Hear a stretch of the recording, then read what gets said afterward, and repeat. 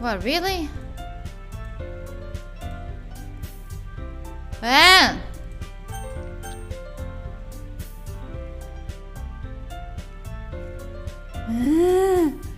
Wow, game capture doesn't like it. Okay, let's do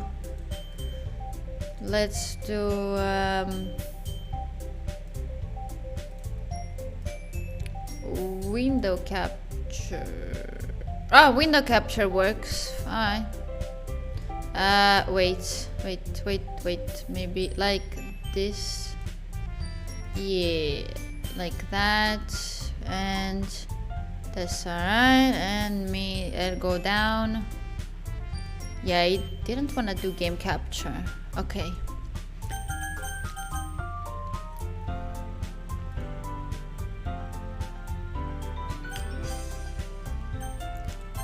New game.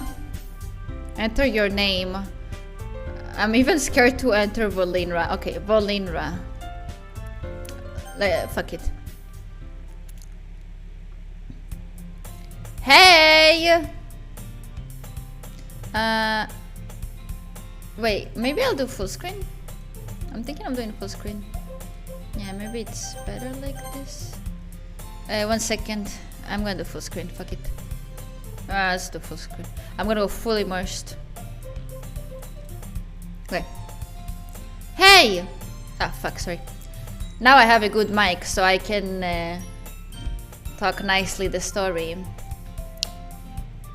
Hey. I seen an annoying girl running towards me. Music is loud.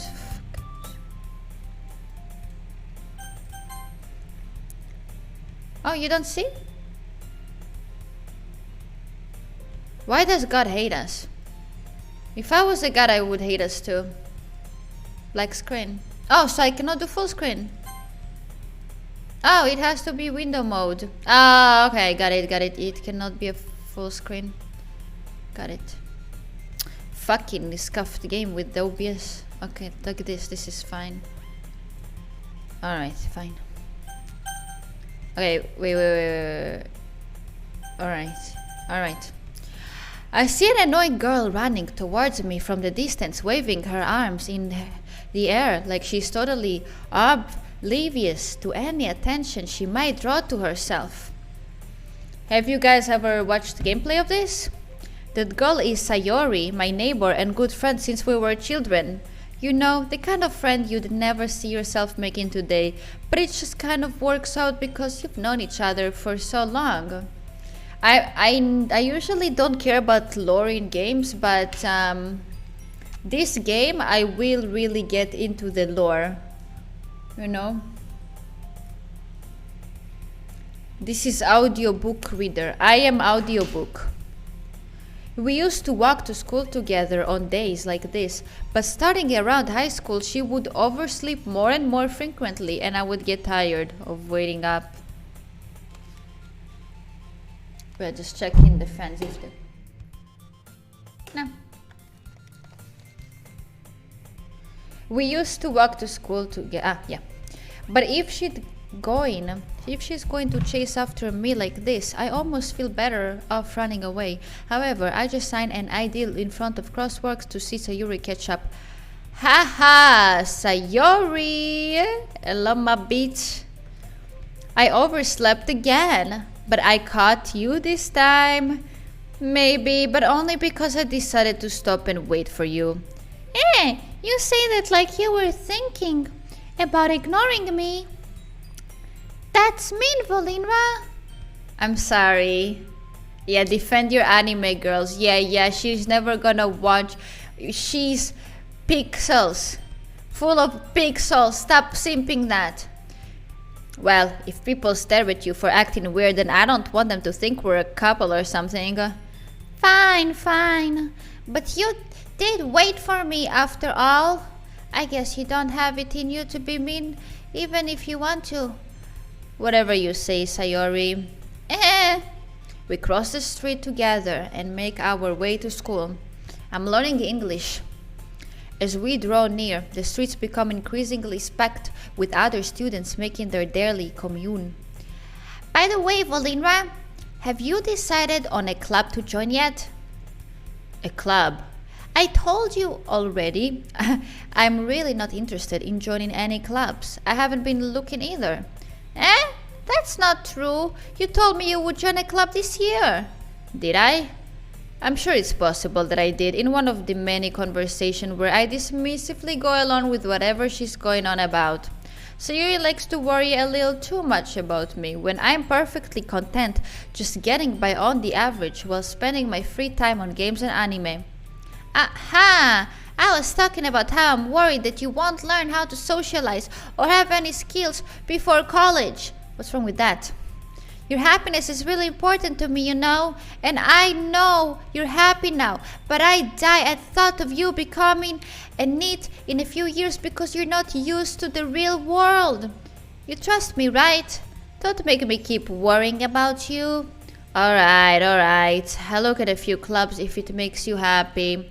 No promises, though. Will you at least promise me you'll try a little? Yeah, I guess I'll promise you that. Yay! Why do I let myself get lectured by such a carefree girl? More than that, I'm surprised I even let myself relent to her. I guess seeing her worry too much about me makes me want to ease her mind a little bit, even if she does exaggerate everything inside her head. I will try. I was thinking that now too. I will try. I don't know what voices I can do. This school is day as ordinary as ever, and it's before I know it.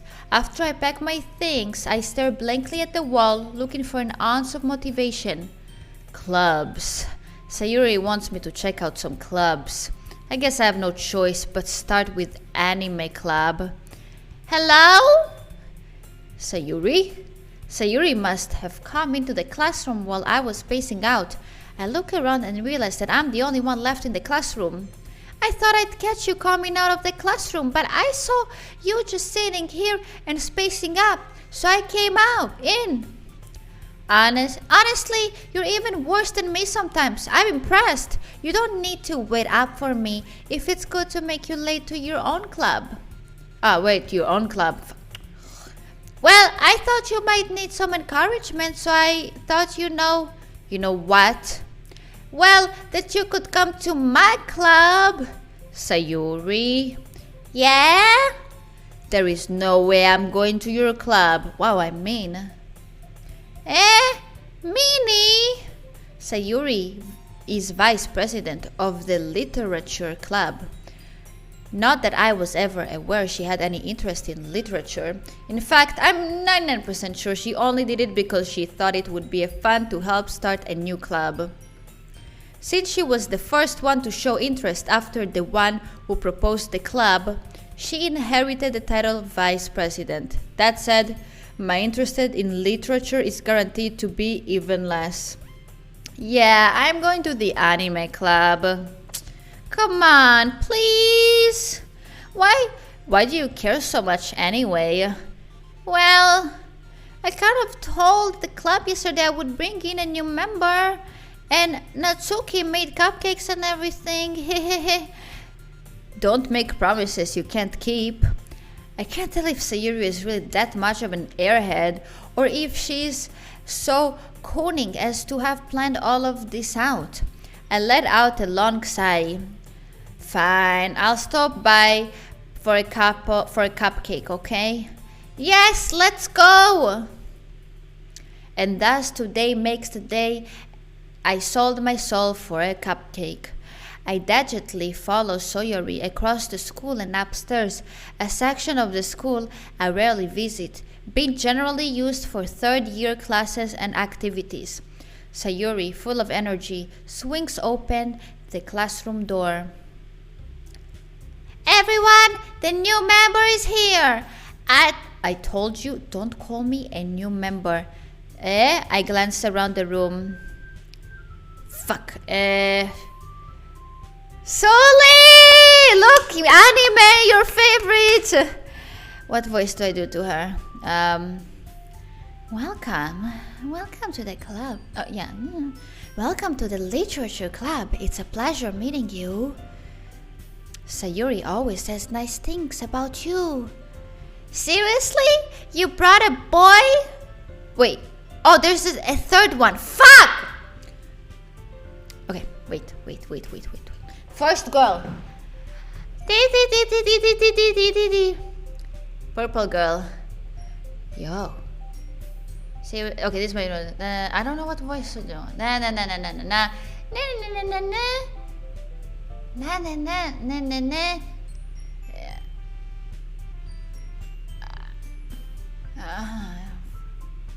Na.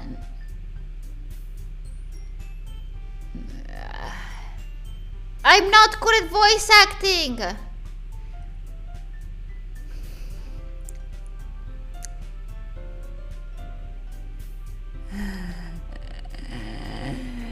Yes, he keep VIP. I gave him so he can do death count. Temporary. No, it's not. Okay. Bruh. Sully, do you know this game? You would like this game. How do you make the voice? Fuck! Guys, how do I make the voice? Seriously? You brought a boy? Way to kill the atmosphere. Wait, there's 3 of them? I'm girl too. Wait, there's 4 girls? How many boys? Oh, Volinra, what a nice surprise. Welcome to the club. All words escape me in this situation. This club is full of incredible cute girls. What are you looking at? Wait. Right? What are you looking at? If you want to say something, say it. Sorry. Natsuki.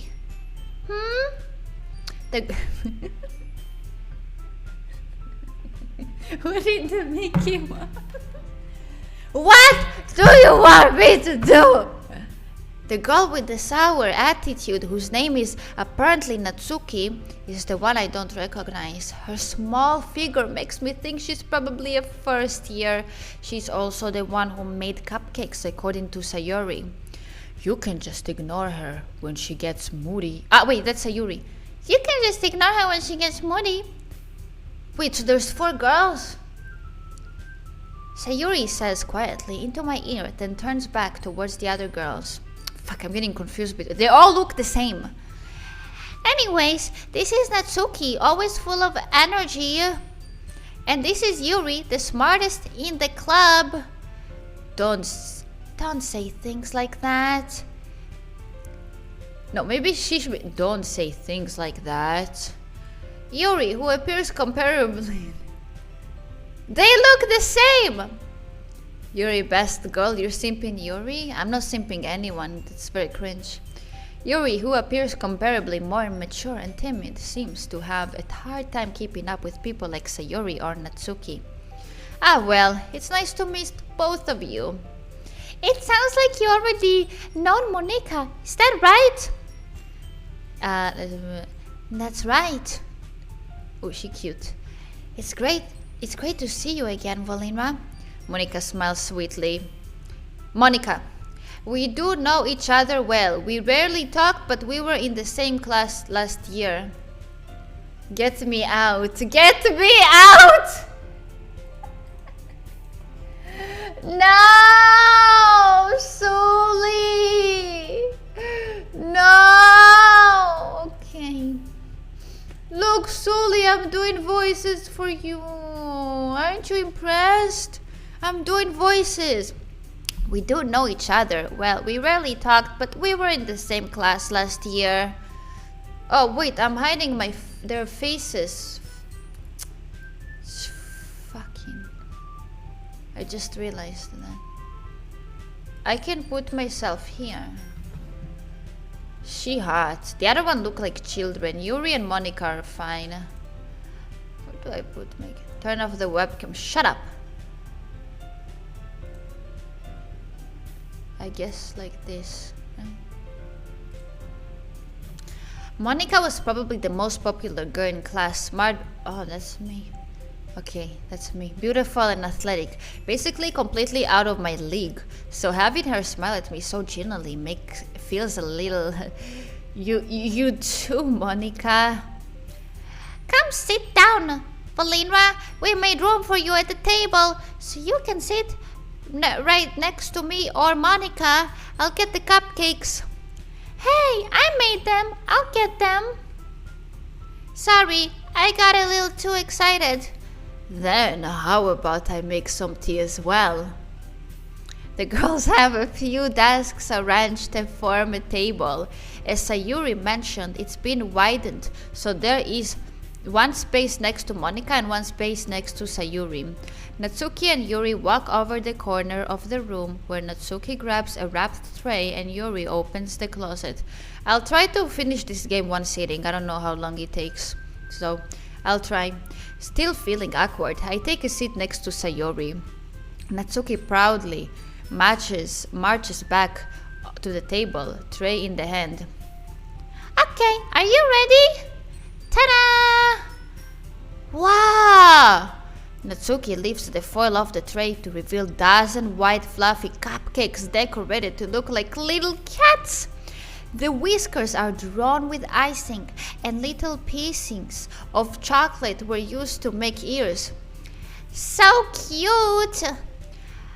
I had no idea you were so good at baking, Natsuki. Well, just hurry up and take one. Sayuri grabs one first, then Monica. I follow. It's delicious.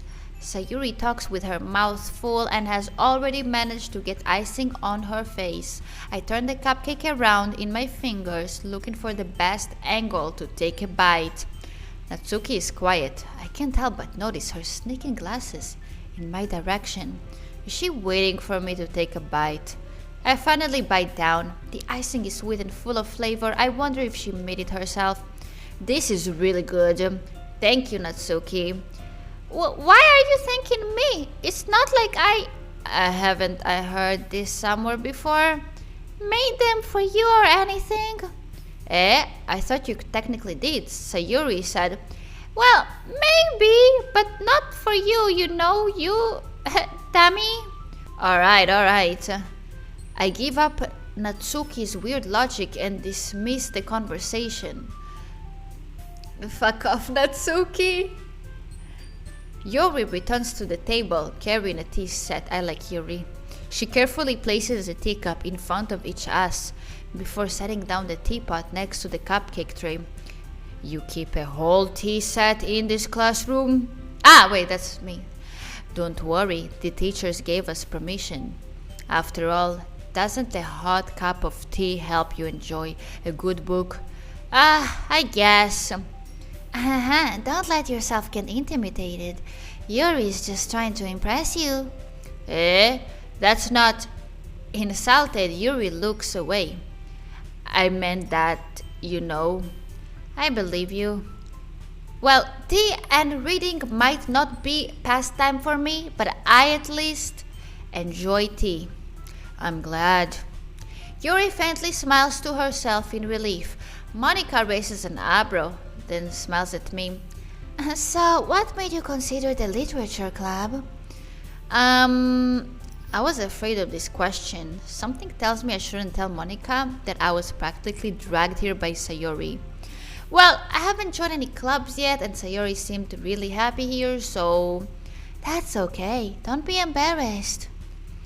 Well, we'll make sure you feel right at home, okay? As president of the literature club, it's my duty to make the club fun and exciting for everyone. Monica, I'm surprised. How come you decided to start your own club? You could probably be board member of any of the major clubs. Weren't you a leader of the debate club last year? Well, to be honest, I can't stand all the politics around the major clubs. It feels like nothing but arguing about the budget and publicity and how to prepare for events. True. I don't like her. She's annoying. Sayori is also annoying. I'd much rather... I like Monica and Yuri so far. I'd much rather take something I personally enjoy and make something special out of it. And if it encourages others to get into literature, then I'm fulfilling that dream. Monica really is a great leader. Yuri also nods in agreement. Then I'm surprised there aren't more people in the club yet. It must be hard to start a new club. You could put it that way. Not many people are interested in putting out all the effort to starting something brand new. Especially when it's something that doesn't grab your attention, like literature. You have to work hard to convince people that you're both fun and worthwhile. But it makes school events like the festival that much more important. I'm confident that we can all really grow this club before we graduate. Right, everyone? Yeah! We'll do our best. You know it! Everyone enthusiastically agrees. Yeah, true. Such different girls, all interested in the same goal. Monica must have worked really hard just to find these three. Maybe that's why they were all so delighted by the idea of new member joining. Though, I still don't really know if I can keep up with their level of enthusiasm about literature. So, Volinra, what kinds of things do you like to read? Well, considering how little I've read these past few years, I don't really have a good way of answering that. Manga. I mutter quietly to myself, half joking. Natsuki's head suddenly perks up. Is my camera good? Yeah, it's good. It looks like she wants to say something, but she keeps quiet. Not much of a reader, I guess. Well, that can change. What am I saying? I spoke without thinking after seeing Yuri's sad smile. Anyways, what about you, Yuri? Well, let's see. Yuri traces the trim of her teacup with her finger. My favorites are usually novels that build deep and complex fantasy worlds. The level of creativity and craftsmanship behind them is amazing to me. Shut up. You don't have purple hair. And telling a good story in such a forging world is equally impressive. Wow, that's so deep, Yuri. Yuri goes on, clearly passionate about her reading. She seemed so reversed and timid. I like her the most, since the moment I walked in, but it's obvious by her eyes light up that she finds her comfort in the world of books, not people. I like her. But you know, I like a lot of things. Stories with deep psychological elements usually immerse me as well. You as a female. Sully told you to check Discord? Okay, let me open. Why is she needs to read with me? Sully needs to read with me. Give me back my channel points, please, please. What do you mean? There's no I can't! Stay muted. Are you here? Huh? Type something in chat if you're here. Oh, you can't. You can't. Oh. Oh, hoo-hoo. So sad. So, who is this spamming my Discord? Why did you time yourself? Oh my god, she's sending me gifts. She's sending me gifts. Oh, this is a good one. This is...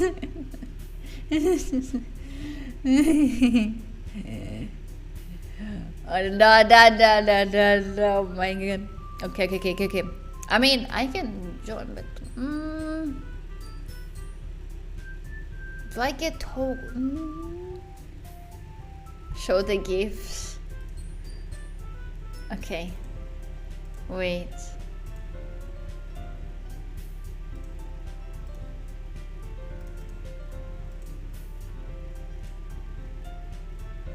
Wait. Ella, I don't like Mickey Mouse though. Wait.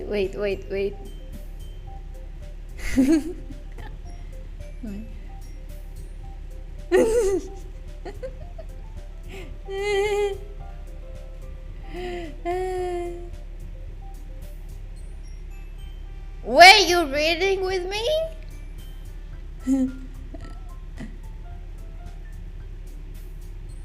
Oh my god. Imagine you guys. Wait, what if you guys read too?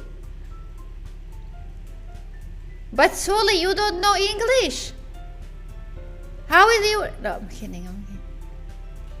But you need to do with emotion. Yeah. I mean, yeah, I can do that. Wait, Sully, wanna read one voice? Wait. I am? Oh, she... Oh my god. Okay, guys, before I call, what voices do you want to read? I'll be so shit. Oof, fucking no one was... No way, that's gonna be so funny. Oh my god, what voices you want? You want Yuri? Okay, Toki wants Yuri. Ooh, what fits you? Maybe the Mickey Mouse one. I don't remember their names. There's one popular girl, Monica. There's one Yatsuki, the annoying... No, Sayuri is the annoying neighbor. And Yatsuki is a pink girl in club too. Little girl. Mickey Mouse. Oh boy. Well, I'll share the game. Oh my god, we're actually doing this. Oh my god. Well, I'm doing in call, not in server. Oh my god. Oh no, here we go. Oh no, you're supposed to be timed out. I am timed out. What yes, but this is cheating. Oh my god. Okay, listen. If you read, you need emotions, acting. Leonardo DiCaprio. I'm Yuri. Toki wants Yuri. You can choose the so Toki is Yuri. Yes. Oh my god. Okay. Okay, I'm Mickey Mouse. Who's Mickey Mouse again? If you want the to, girl I can with be the pink hair. Okay. If you want to, I can be the protagonist because it's supposed to be a man. The narrator. No. Oh! Yeah, you choose. Be Yuri, please. It's more funny. Okay. Can I read? Wait. What pink girl, Sayuri or Nutsuko? I don't know. Pink girl, short hair. Both of them. Both. Do both. Yes. Okay. No. I will do. Okay, never mind. Let's go. Okay. I can't believe this. The stories with big psychological elements usually immerse me as well. Perfect. Okay. Isn't it amazing how writers can so deliberately take advantage of your own lack of imagination and completely throw you off for a loop? Oh, Jesus Christ. Anyway, I've been reading a lot of horror lately. I read a horror book once. I desperately grasped something I can relate to at the minimal level. At this rate, Yuri might as well be having a conversation with a rock. Really, I wouldn't have expected that, Yuri. For someone as gentle as you. I guess you could say that. But if a story makes me think or takes me to another world, then I really can't put it down. The real horror is often successful at changing the way you look at the world, if only for a brief moment. Oh, I hate horror. I hate horror. I'm clipping this. What? Go, next. Okay, wait. I clip. Oh my god. Oh no, this is good. Why so mean? Oh. Why is that? Well, I just... Natsuki's eyes start over to me for a split second. Oh, this is me? Oh, never mind. That's right. You usually like to write about cute things, don't you, Natsuki? What? Gives you that idea? You left a piece of scrap paper behind last club meeting. It looked like you were working on a poem called... Don't say it out loud. And give that back. Fine, fine. You want Sayuri too, or who's doing No, this? no. Okay. I'm good. Your cupcake. Your cupcakes, your poems. Everything you do is just as cute as you are. Sayuri sidles up behind Natsuki and puts her hands on her shoulders. I'm not cute. Natsuki, you write your own poems? Well, I guess sometimes. Why do you care? I think that's impressive. Yeah, it's it. Why don't you share them sometime? No. Natsuki averts her eyes. Oh, wait, let's get Lucia here. Wait. This is getting bigger and bigger. I'm getting voice actors. Okay, wait. I'm sorry, sometimes I can't read some words. Is that fine? Yes, I read all wrong. Yeah, okay. Yeah, same. We're not English speakers, so... Me too, it's like... Oh, okay. He speaks Portuguese. Yes. Oh, damn. Nice. How can I say bitch? Oh, puta. No. Puta. No? Puta. Puta, right? Puta, with a P. Puta. Puta. Yeah. Thank you. You're welcome. Okay, I spammed her. Natsuki averts her eyes. You wouldn't like them. Not a very confident writer yet. Understand how Natsuki feels. Sharing that level of writing makes more than just confidence. The truest form of writing is writing to oneself. You must be willing to open up your readers, exposing your vulnerabilities and showing even the deepest reaches of your heart. Do you have writing experience too, Yuri? Maybe if you share some of your work, you can set an example and help Natsuki feel comfortable enough to share hers. I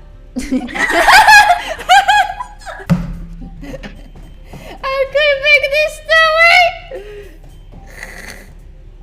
Oh my god, I can't. That. Oh my god, this is so funny. Wait. I guess it's the same for Yuri. Oh, I wanted to read everyone's poems. We all sit in silence for a moment. Okay, I have an idea, everyone. Natsuki and Yuri look quizzly at Monika.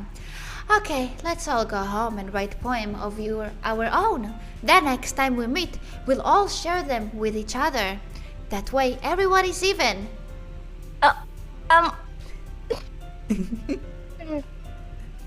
Yeah, let's do it! Plus, now that we have a new member, I think it will help us all get a little more comfortable with each other and strengthens the bond of our club. Isn't that right, Volinra? Monika smiles warmly at me once again. Hold on. Maybe Doki should be the narrator. Or nah. Yeah. Wrong. There's still one problem. Yeah. I like me, and when it no name, then no name. That's you. Okay. Oh, no name. Okay. Yes, and you talk normal. What's that? Now that we are back to the original topic of joining the club, I bluntly come forth and with what's been on my mind the entire time. I never said I would join this club. Sayuri may have convinced me to stop by, but I never made any decision. I still have other clubs to look at, and I lose my train of thought. All four girls stare back at me with dejected eyes. But... I'm sorry, I thought... Volinra? Y'all... I'm defenseless against those girls. How am I supposed to make a clear-headed decision when it's like this?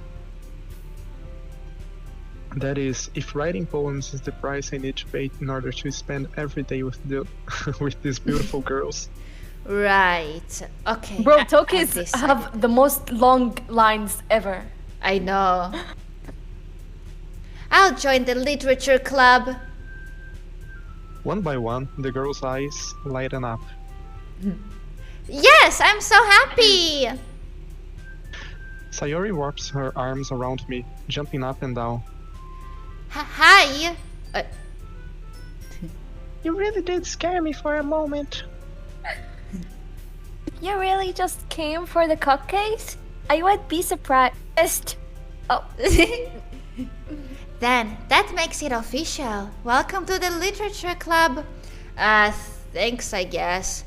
Okay, everyone. I think with that we can officially end today's meeting on a good note.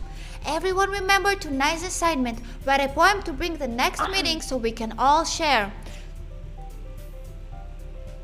Monica looks over at me once more. Volinra, I look forward to seeing how you express yourself. Yeah. Can I really impress the class star Monica with my mediocre writing skills? I already feel the anxiety welling up inside me. Meanwhile, the girls continue to chit-chat as Yuri and Natsuki clean up their food. Hi, you sure you don't want to do this voice? Suli? Me? Yes, Sayuri. Pinky. Cute. I will try. Okay. I chose one character because I'm not confident with my English, but okay. Yeah, take no problem. We practice your English like that. Yeah, same voice? Okay. Yeah, do same voice. Hey, Volinra, since we are already here, do you want to walk home together? That's right, Sayori and I never walked home together anymore because she's always stayed after school for clubs. Sure, might as well. Yay! Ah.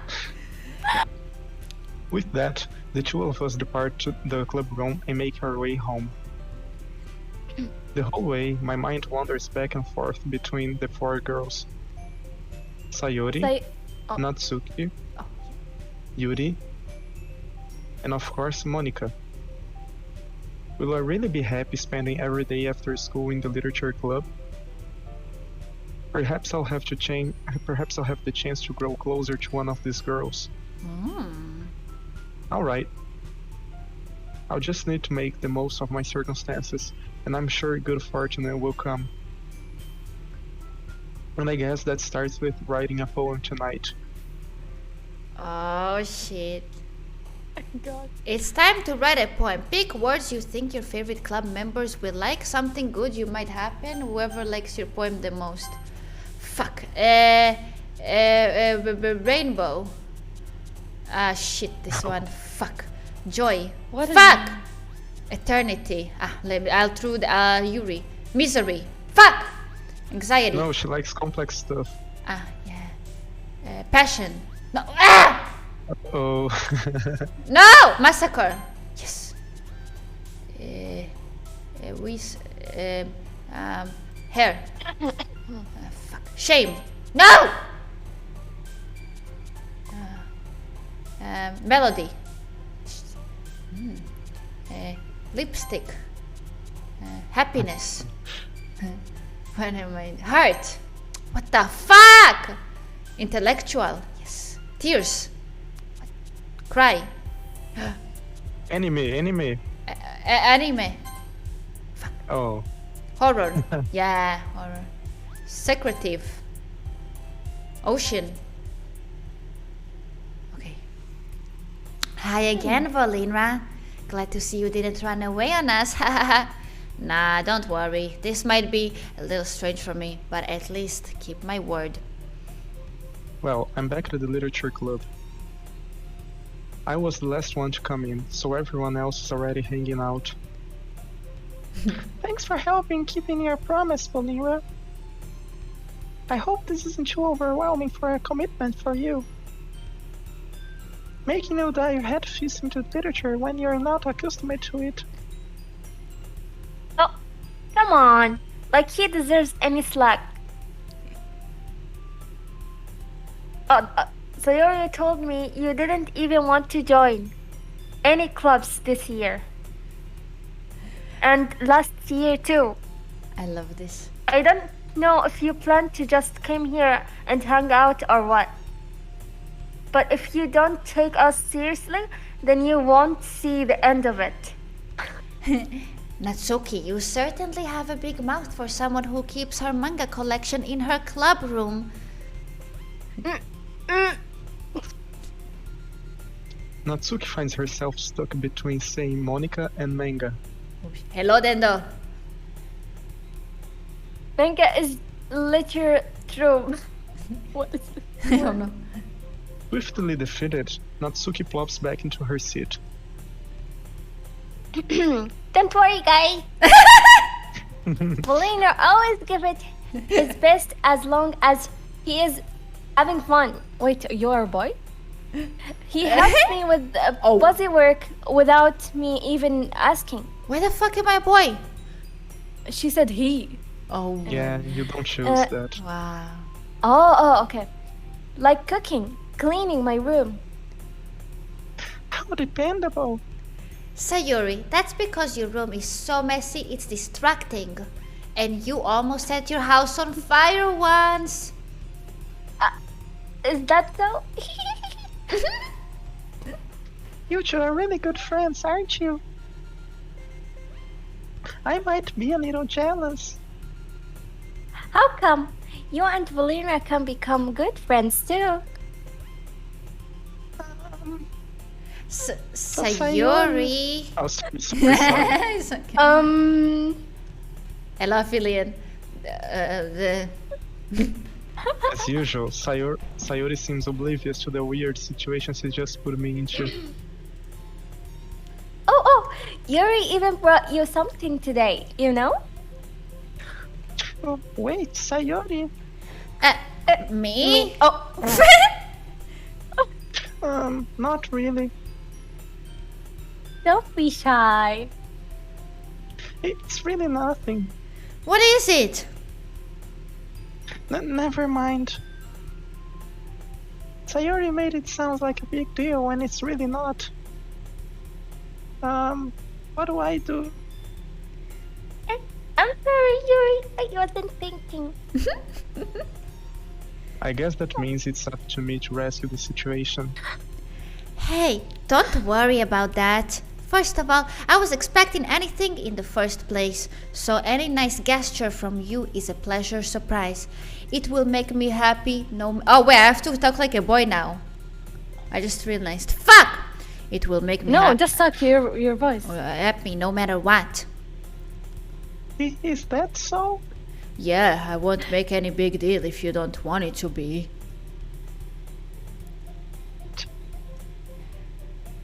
Well, here. Yuri reaches into her bag and pulls out a book. I didn't want you to feel so left out. So I picked out a book that I thought you might enjoy. It's a short read, so it should keep your attention, even if you don't usually read. And we could, discuss it if you wanted. This is... How is this girl accidentally being so cute? Yuri, my queen. Oh. She even picked a book she thinks I'll like, despite me not reading much. Yuri, thank you. I'll definitely read this. I enthusiastically take the book. Phew. Well, you can read it at your own pace. I look forward to hearing what you think. Now that everyone's settled, I expected Monica to kick off some scheduled activities for the club. But that doesn't seem to be the case. Sayori and Monica are having a cheery conversation in the corner. Yuri's face is already buried in a book. I can't help but notice her intense expression, like she's waiting for this chance. Meanwhile, Natsuki is rummaging around in the closet. Man, it looks like no one wants to be bothered today. I slump down into the nearest desk. How am I supposed to occupy myself with something literature related by myself like this? I guess I could always read some of the book Yuri gave me. But I'm feeling a little too tired to read. I could probably fall asleep right now. Same. I close my eyes and end up listening to Sayori's conversation with Monica. We are probably gonna seem really lame compared to all the other clubs, Dot. Well, we can't give up. The festival is our chance to show everyone what literature is all about. The problem is that the Idea Literature Club sounds too dense and intellectual, but it's not like that at all, you know? We just need a way of showing that to everyone, something that speaks to their creative mind.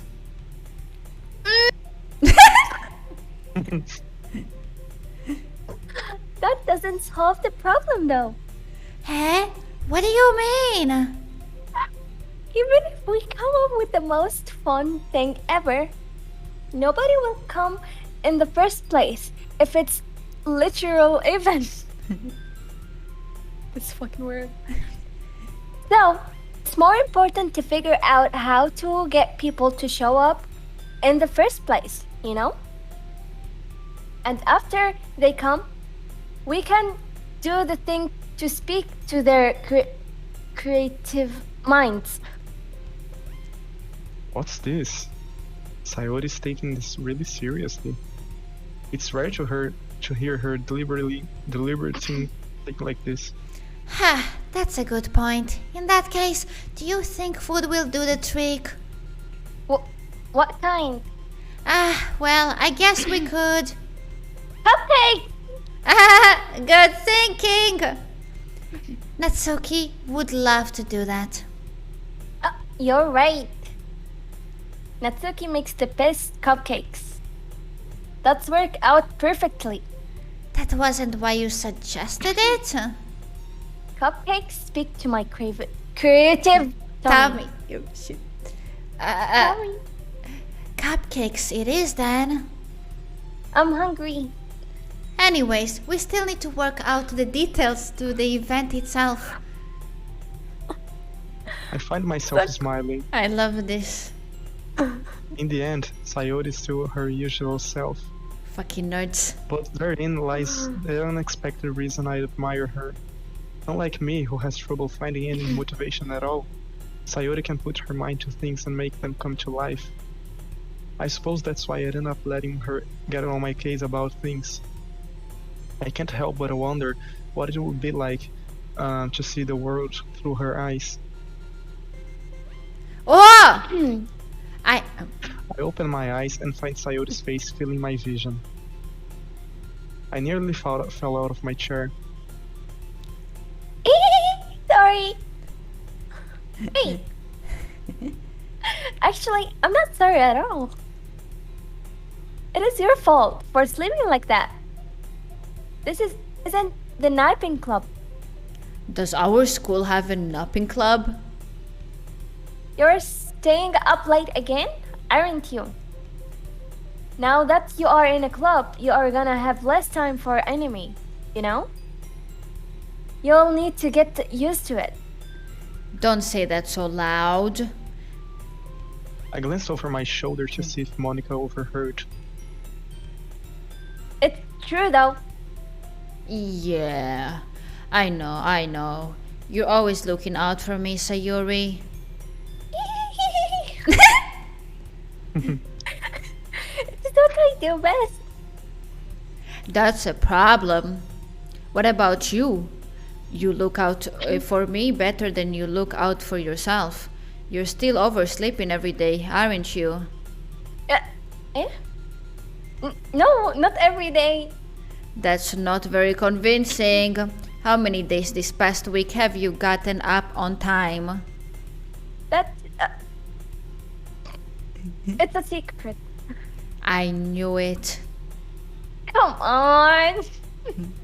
At least give me the benefit of the doubt. I can't even do that. Look, Sayuri, it's written all over you. Sayori glances around herself. How is it written all over me? You were clearly in a rush this morning. Look, your hair is sticking out all around here. Run my fingertips down the side of Sayori's hair, trying to straighten it. Man, you really need a brush for this. My hair is just hard to get right. I won't fall for that. There's more than just your hair. Look, your bow isn't straight either, and there's a toothpaste stain on your collar right here. I try to wipe off the stain with my finger. But nobody would ever notice that. Of course they would. Nobody's gonna tell you about it because they don't want to embarrass you. Fortunately, I don't really care about that. You mean... What? Meanie. And you don't even keep your blazer bottomed up. Seriously, Sayori, why do you think you don't have a boyfriend yet? That's super mean. Sorry, but you'll thank me later. I start to button her blaze from the bottom. Once you see how much better it looks, you'll change your mind. Oh, boo! Oh boy. That's so funny. What is? Well, I just thinking how weird it is to have a friend who does these kind of things. Eh? Don't say that. You'll make me feel weird about it, stupid.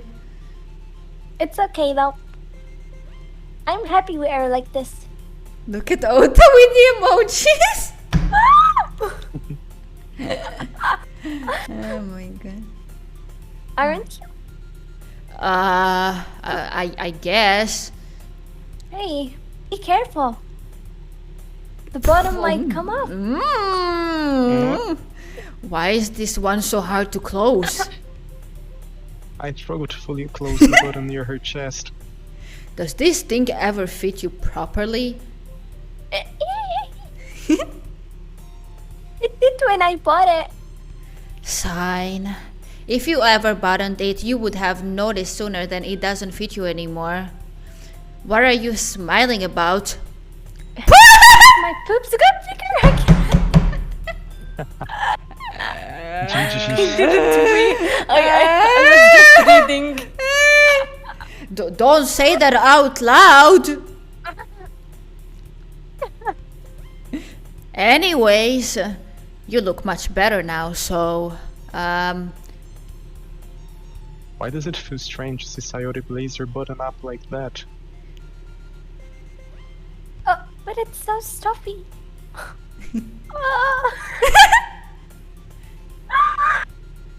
It's not worth it all. Sayori hastily unbuttons her blaze once more. Phew! That's so much better. Sayori puts her arms out and twirls around. So, if I keep it unbuttoned, then I won't get a boyfriend, right? What kind of logic is that? And why are you saying that like it's a good thing? Because,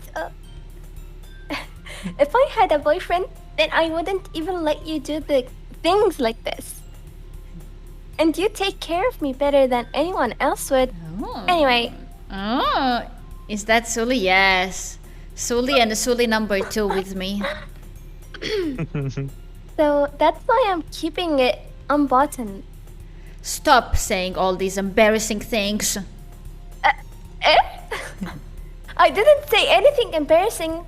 Jeez. Well, anyways, just focus on trying to wake up a little earlier.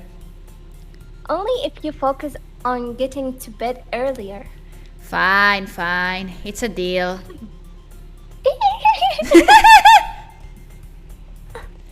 I guess we really are better at taking care of each other than we are take caring of ourselves. Yeah, I guess so. So maybe you should come wake me up in the morning. You're doing it again, Sayuri. Oh, but I was joking that time. Man, it's impossible to tell with you sometimes. Okay, everyone. Monica suddenly calls out. Why don't we share the poems we wrote now? Yeah. Volinra, I can't wait to read yours. Yeah, same. I fail to sound enthusiastic, but Sayori still trots away to retrieve her poem. By the way, did you remember to write a poem last night? Yeah. My relaxation ends. I can't believe I agreed to do something so embarrassing. I couldn't really find much inspiration since I've never really done this before. Feel like Vol will be soon converted into Weeb. Join us, the Weeb. No! Well, now that everyone's ready, why don't you find someone to share with? I can't wait. Sayori and Monica enthusiastically pull out their poems. Sayori is on a wrinkled sheet of loose leaves torn up from the spiral notebook. On the other hand, Monica wrote hers in a composition notebook. I can already see Monica's pristine handwriting from where I sit. Natsuki and Yuri reluctantly comply as well, reaching out into their bags. I do the same myself. Oh shit. Who should I show my poem to first? Who? What does poem? It's like love words. Oh. Kinda like a little paragraph. Okay, you choose. I think Yuri, right? Yuri, You like... let's go Yuri, okay. Yuri seems the most experienced, so I should start with her. I can trust her opinion to be fair. I know Sully, it's like a weird game, but it's actually like a good game.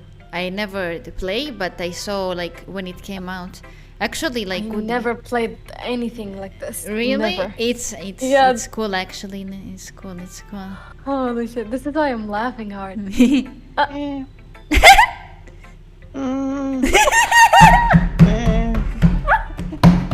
Yuri stares at the poem. A minute passes, more than enough time for her to finish the reading. Oh, sorry. I forgot to start speaking. It's fine. Don't force yourself. I'm not. I just need to put my thoughts into words. Hold on. Okay. This is your first time writing a poem, right? Tota in the chat. Yeah. Why do you ask? I'm just making sure. I guess that might be after reading through it. So it's that bad. No! Did I just raise my voice? I'm so sorry. Yuri buries her face in her hands. I couldn't help but notice that it's been several minutes and we really haven't gotten anywhere. It might take Yuri a moment to get used to the new people. It's fine, I really didn't notice. What were you saying? Right, it's just that there are specific writing habits that are usually typical of new writers. But having been through that myself, I kind of learned to pick it up often. I think most noticeable things I recognize in new writers is that they try to make their style very deliberate. In other words, they tend to pick a writing style separate from the topic matter, and they fit the two together. The end result is that both the style and the expressiveness are weakened. Like, yes, no problem, Sully, go. You have to, yeah, no problem. Okay. Yeah, of course. I will come back very fast, okay? Yeah, no problem. Oh, this is funny. We just need You can Lucia. continue, guys. Okay. You can continue. Okay. Yeah. Alright. Back to Mickey Mouse. Doki. Once Yuri finds her train of thought, it is as if her demeanor totally changes. Her stammering is completely gone, and she sounds like an expert. Of course, that's not something you can be blamed for. There are so many different skills and techniques that go into writing even simple poems. Not just finding them and building them, getting them to work together is probably the most challenging part. It might take you some time, but it all comes with practice, and learning by example, and trying new things. Wow. I also hope that everyone else in the club gives you a valuable feedback. Natsuki can be a little bit Biased? How? Well, never mind. I shouldn't be talking about other people like that. Sorry. It's fine. I'm not sure if Yuri is apologizing to herself, to me, or to Natsuki. Do you mind if I read your poem now? Please do. I'd love to share my thought process behind it. Yuri smiles dreamily, as if that's a rare opportunity for her. Which itself is kind of funny. After all, isn't this supposed to be a literature club? Oh, where? Ghost under the light. Oh, do you want to read? No, you. Uh, I can't The tendrils understand. of my hair illuminated beneath the amber glow. Bathing. It must be this one. The last remaining streetlight left with... what the fuck's this handwriting? I don't We've know. stood the test of time. The last yet to be replaced by its sickening blue-green blue of the future. I bathe, calm, breathing air of the present but living in the past. The light flickers. I flicker back. Wow. This handwriting is so bad. I know. I hate it. I'm sorry. She's aware. She's aware. What? I wasn't thinking that at all. Yes, I was. But it took so long to read. Well, I just don't read script very often. I actually think your handwriting is pretty. That's a relief. Also, I liked the poem. Even though it's short, it was really descriptive. It wasn't just short. I usually write longer poems. Not at all. I'm really glad you liked it. I'll be honest. Since it's our first time sharing, I wanted to write something a little more mild. Something easy to digest, I suppose. Are you into ghosts, Yuri? Uh-huh. Actually, the story isn't about a ghost at all, Volinra. Really? I must have totally missed the point. Well, I suppose you did only glance over it after all. But remember that poets often express their thoughts, feelings, and experience in their work. They usually do more than tell a simple story or paint a picture. In this case, perhaps the subject of the poem is only being symbolically compared to a ghost. Lingering in her last remaining place of comfort, unable to let go of the past, and soon to be left with nothing. That's a lot of soul I'm putting in this way. I hadn't even thought of that. That's impressive. It's nothing really. Well, it makes me happy that you think that. Just remember that it won't be long before you pick up on these things too. Yeah, maybe you're right. I guess I'll have to keep trying. I'm counting on you. Oh boy! I'll do Monica. I mean what? Yeah. Hi, Volinra. Having a good time so far? Yeah. Good. Glad to hear. By the way, since you're new and everything, if you ever had any suggestion for the club, like any new activities or things we can do better, I'm always listening. Don't be afraid to bring these things up, okay? Alright, I'll keep that in mind. Of course I'll be afraid to bring things up. I'm much better off just going with the flow until I'm settled in. Anyways, want to share your poem with me? It's kind of embarrassing, but I guess I have to. Don't worry, Volinra. We're all a little embarrassed today, you know? But it's that sort of barrier that we'll all get past soon. Yeah, that's true. I hand Monica my poem. I like this one. It makes me think of something Sayuri would like. Is that so? Fuck! No, why? You and Sayuri are really good friends, right? I wouldn't be surprised if you had those sorts of things in common. Well, we may be good friends, but Sayuri and I are actually really different. Well, that may be the case, but maybe there are also some similarities that you wouldn't expect. The way she talks about you, it sounds like the two of you really care about each other's well-beings. Even if you show it in different ways, it ends up being more similar than you think. So I think that's kind of vibe I get when reading your poem. You sure you're not reading into it too much? I could be.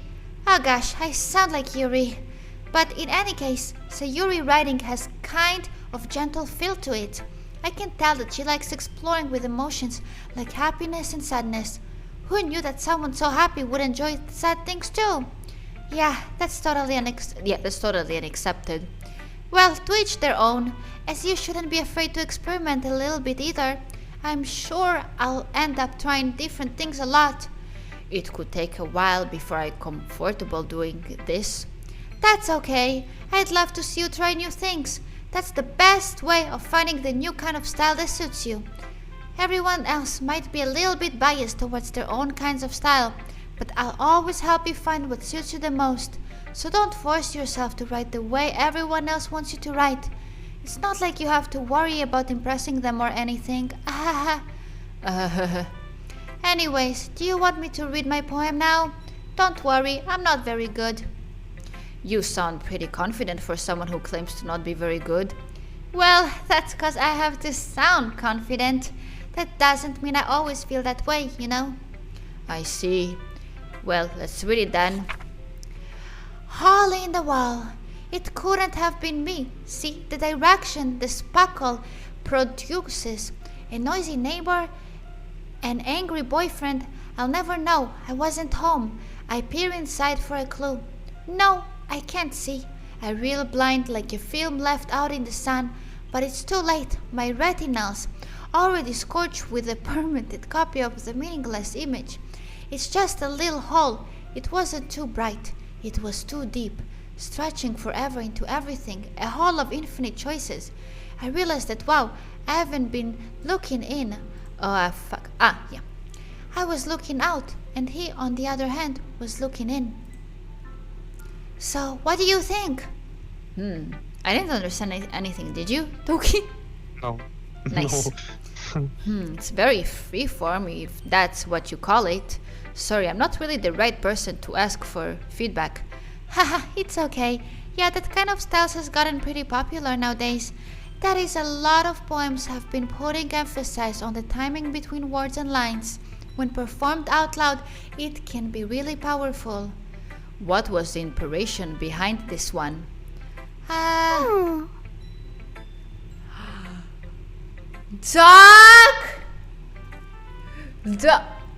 Doc, wanna join voice acting with us, me,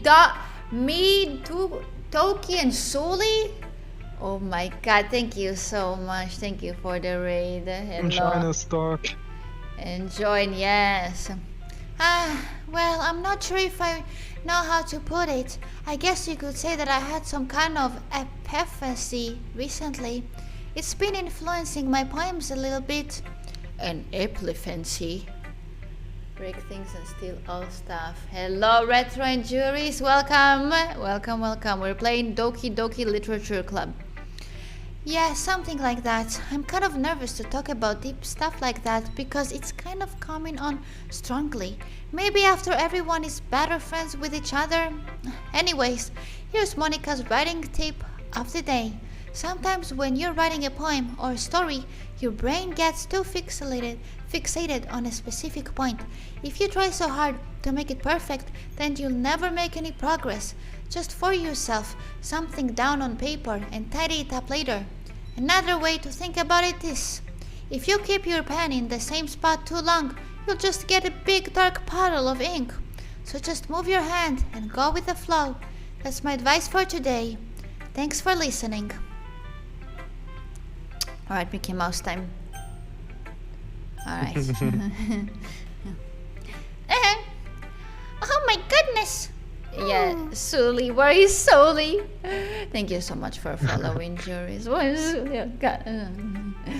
This is so good, Volinra. I love it. I had no idea you were such a good writer. Sayuri, you must be seriously overreacting. I'm not a good writer at all. I honestly have no idea what I'm doing. Well, maybe that's why. Because I have no idea what I like either. Jeez. You subscribed to His opinion was way more constructive. Dr. than Trouble this. gifted Juris Maximus a subscription. Dr. Trouble gifted a tier 1 sub to Juris Maximus. Thank you. They have given 292 gift subs in the channel. So much, Duck.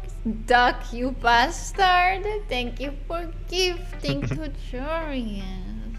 Thank you for gifting to Jurius. Thank you so much. Thank you. Okay. Maybe even Atsuki's. Are you sure you don't like it just because I wrote it? Well, I'm sure that's part of it. I think I understand you better. A lot than other people, you know? So when I read your poem, it's not just a poem, it's a Volinra poem! And that makes it feel extra special. Like I can feel your feelings in it. Sayuri hugs the shit against her chest. You're so weird, Sayuri. I'm really happy that you wrote one. It just reminds me how you're really a part of the club now. Not to mention the fact that I'm standing in front of you in the club room. Well, of course.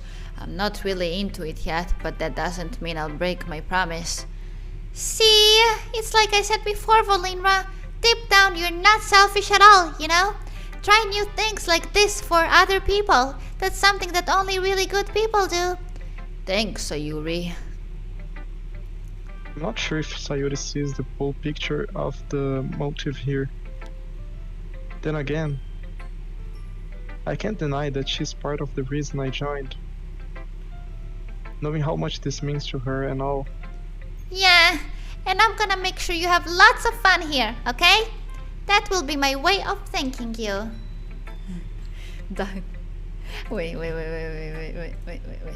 Duck, listen. Duck, if you're not busy. Duck. Oh, what? Where's Doki? Wait, you're here. Ah. Yeah. Oh, wrong. Wait, this. Like 1 million. This one. Not this. Wait, this? No. This. Duck, do you know this game? Yes, I watched PewDiePie. Oh. Wanna be Sayuri or Suteki? Suteki. Natsuki. Natsuki, yeah? Who do you wanna be? I can be Suki. Suki? Okay. So, Suli is Sayuri. Yeah, now you'll read my poem too, right? Don't worry, I'm really bad at this. We'll see about that. Dear sunshine, the way you glow through my blinds in the morning, it makes me feel like you missed me. Kissing my forehead to help me out of bed, making me rub too sleepy from my eyes. Are you asking me to come out and play? Are you trusting me to wish away a rainy day? I look above, the sky is blue. It's a secret, but I trust you too. If I wasn't for you, I could sleep forever, but I'm not mad. I want breakfast. I like her poem the most. Wow, beautiful. Sayuri, this is just a guess, but did you wait until this morning to write this? No, just a little bit. You can't answer just a little bit to a yes or no question. I forgot to do it last night. Well, at least makes me feel a little better about myself. Don't be mean. Oh, fuck! I still tried my best. Ah, yes. I didn't mean to say that it was a bad poem. It came out nice, or I put it, it sounds just like you. Really? Yeah. Especially that last line. I made eggs and toast, even though you were late to school. It's bad to skip breakfast. I get all cranky. Well, I guess there's no point in arguing. Anyways, thanks for showing me. This was so much fun. Monica's the best. Yeah. But next time I won't forget. And I'm gonna write the best poem ever. Well, I guess I look forward to it. Alright, Doc. Next.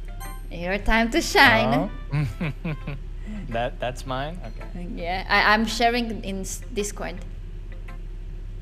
Oh, yeah. Okay. How do that? Well, it's about what I expected from someone like you. That's a little blunt. Well, excuse me. It's not like I said it was bad. It just didn't evoke any emotions. So basically, he's not cute enough for your tastes? Do you want to get smacked? I'll pass. Anyway, I guess I need to show you mine. Not that you'll like it. Eagles can fly, monkeys can climb, crickets can leap, horses can race, owls can seek. Cheetahs can run, eagles can fly. People can try, but that's about it. Yeah. I told you that you weren't gonna like it. You're good at this. Oh, thank you.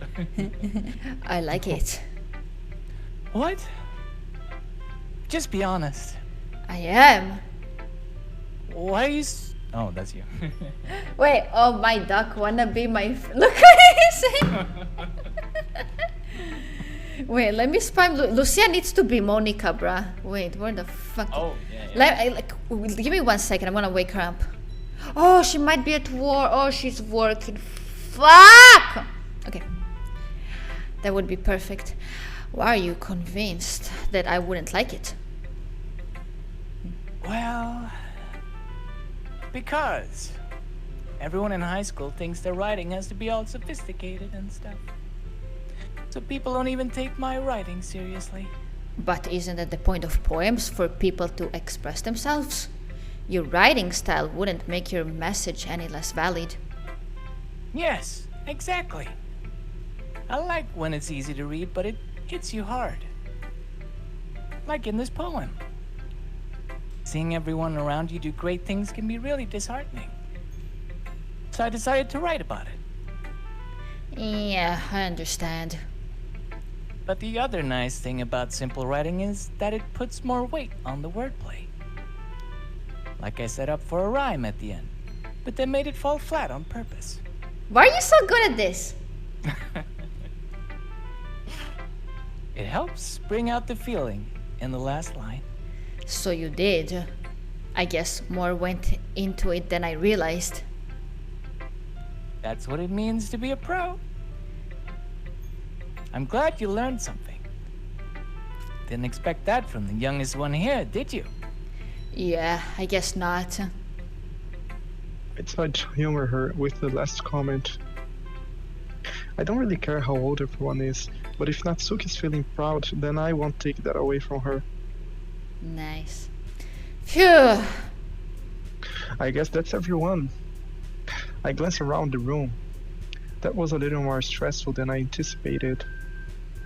It's as if everyone is judging me for my mediocre writing abilities. Even if they are just being nice, there's no way my poems can stand up to theirs.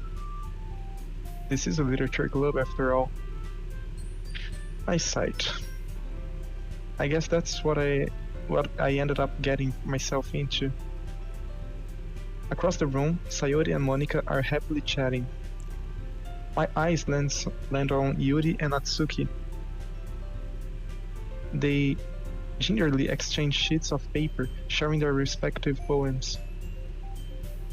As they read in tandem, I watch each of their expression change. Natsuki's eyebrows furrow in frustration.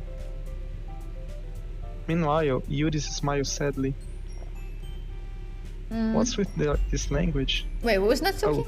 That's Sully, right? Oh, No, that's Doc. That's Doc. Oh yeah. What's with this language? Eh? Did you say something? Oh, it's nothing. Natsuki dismissively returns the poem to the desk with one hand. I guess you could say it's fancy. Thanks. Yours is cute. Cute? Did you completely miss the symbolism or something? It's They don't clearly get about along. the feeling of giving up. Oh. How can that be cute? I know that. I just meant the language, I guess. I was trying to say something nice. Poor Yuri. Justice for Yuri. Fuck Yatsuki. Yeah. Yeah. Eh? You mean you have to try that hard to come up with something nice to say? Doc, why are you a bitch?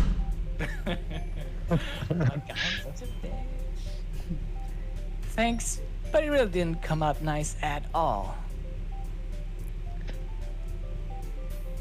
Well, I do have a couple of suggestions.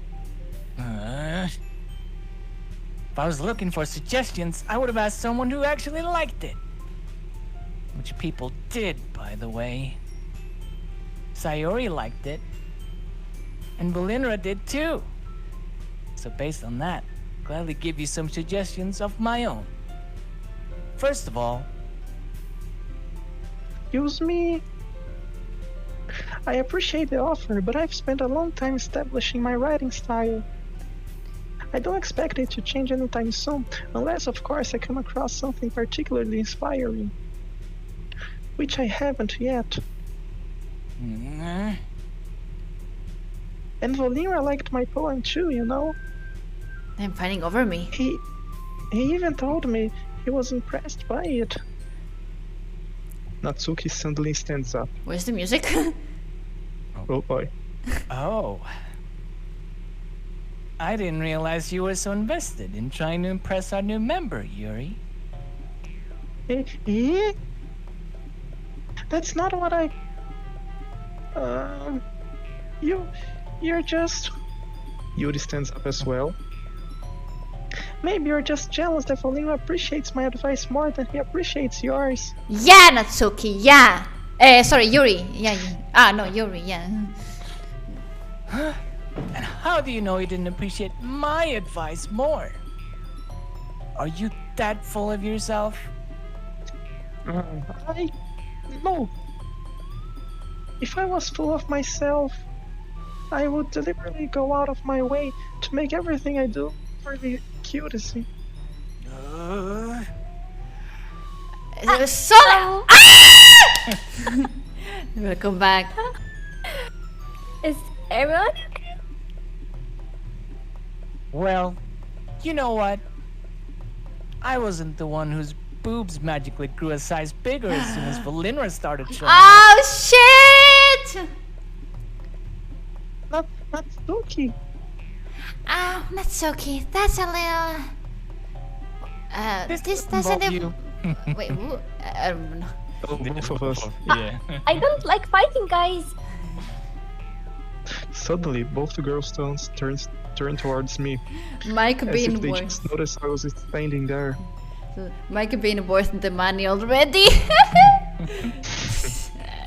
So, Volinra!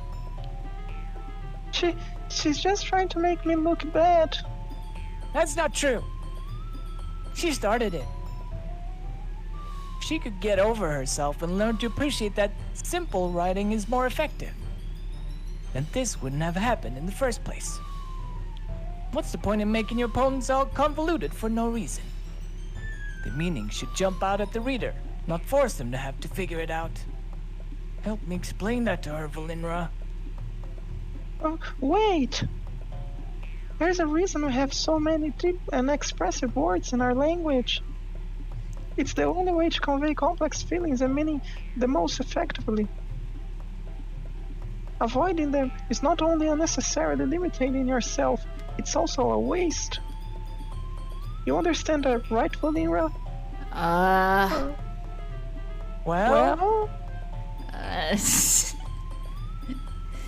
How did I get dragged into this in the first place?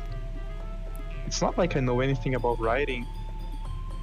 But whoever I agree with, they'll probably think more highly of me. oh, me. So, of course, that's going to be Yuri. That's Yuri. Me. No.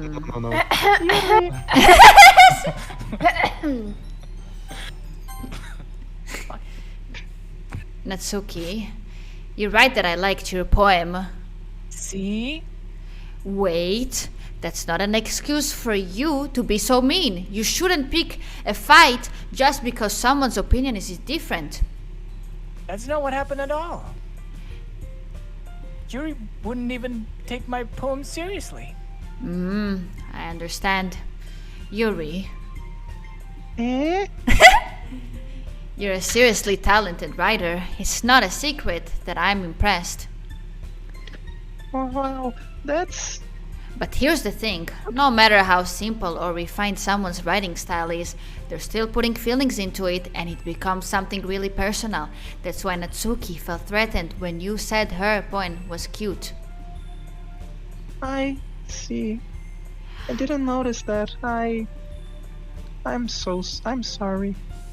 But Natsuki, you took it way too far. Yuri means well, and if you just told her how you felt, then this wouldn't have happened in the first place. Are you kidding? That's exactly what I did. It was her that... Natsuki, I think that's enough. You both said some things that you didn't mean. Yuri apologized. Don't think you should too. Natsuki clenched her fists. In the end, nobody has taken her side. She's trapped at this point, being defiant only because she can't handle the pressure. I end up even feeling bad for her. Sometimes when I'm hurt, it helps to take a walk and clear my head. Sayuri, she doesn't need to. You know what? I'm going to do that. It'll spare me from having to look at all your faces right now. Without warning, Natsuki snatches her own poem up from the desk and storms out. On her way out, she crumbles up the poem with her hands and throws it in the trash. Natsuki! She really didn't mean to do that. I look across the room. Yuri has her chin buried in her hands while she starts to draw down at her desk. I gingerly approach her and sit in the adjacent chair. Everything all right? Oh, I'm so embarrassed. I can't believe I acted like that. You probably hate me now. No, Yuri. How could anyone not have gotten frustrated after being treated like that? You handled it as well as anyone could. I don't think any less of you. Oh, right, I believe you. Thanks, Volinra. You're too kind. I'm thankful to have you part of this club now. It's nothing. One more thing. That one thing that Natsuki said about, I would never do anything so shameful. So, yeah. What thing did Natsuki say?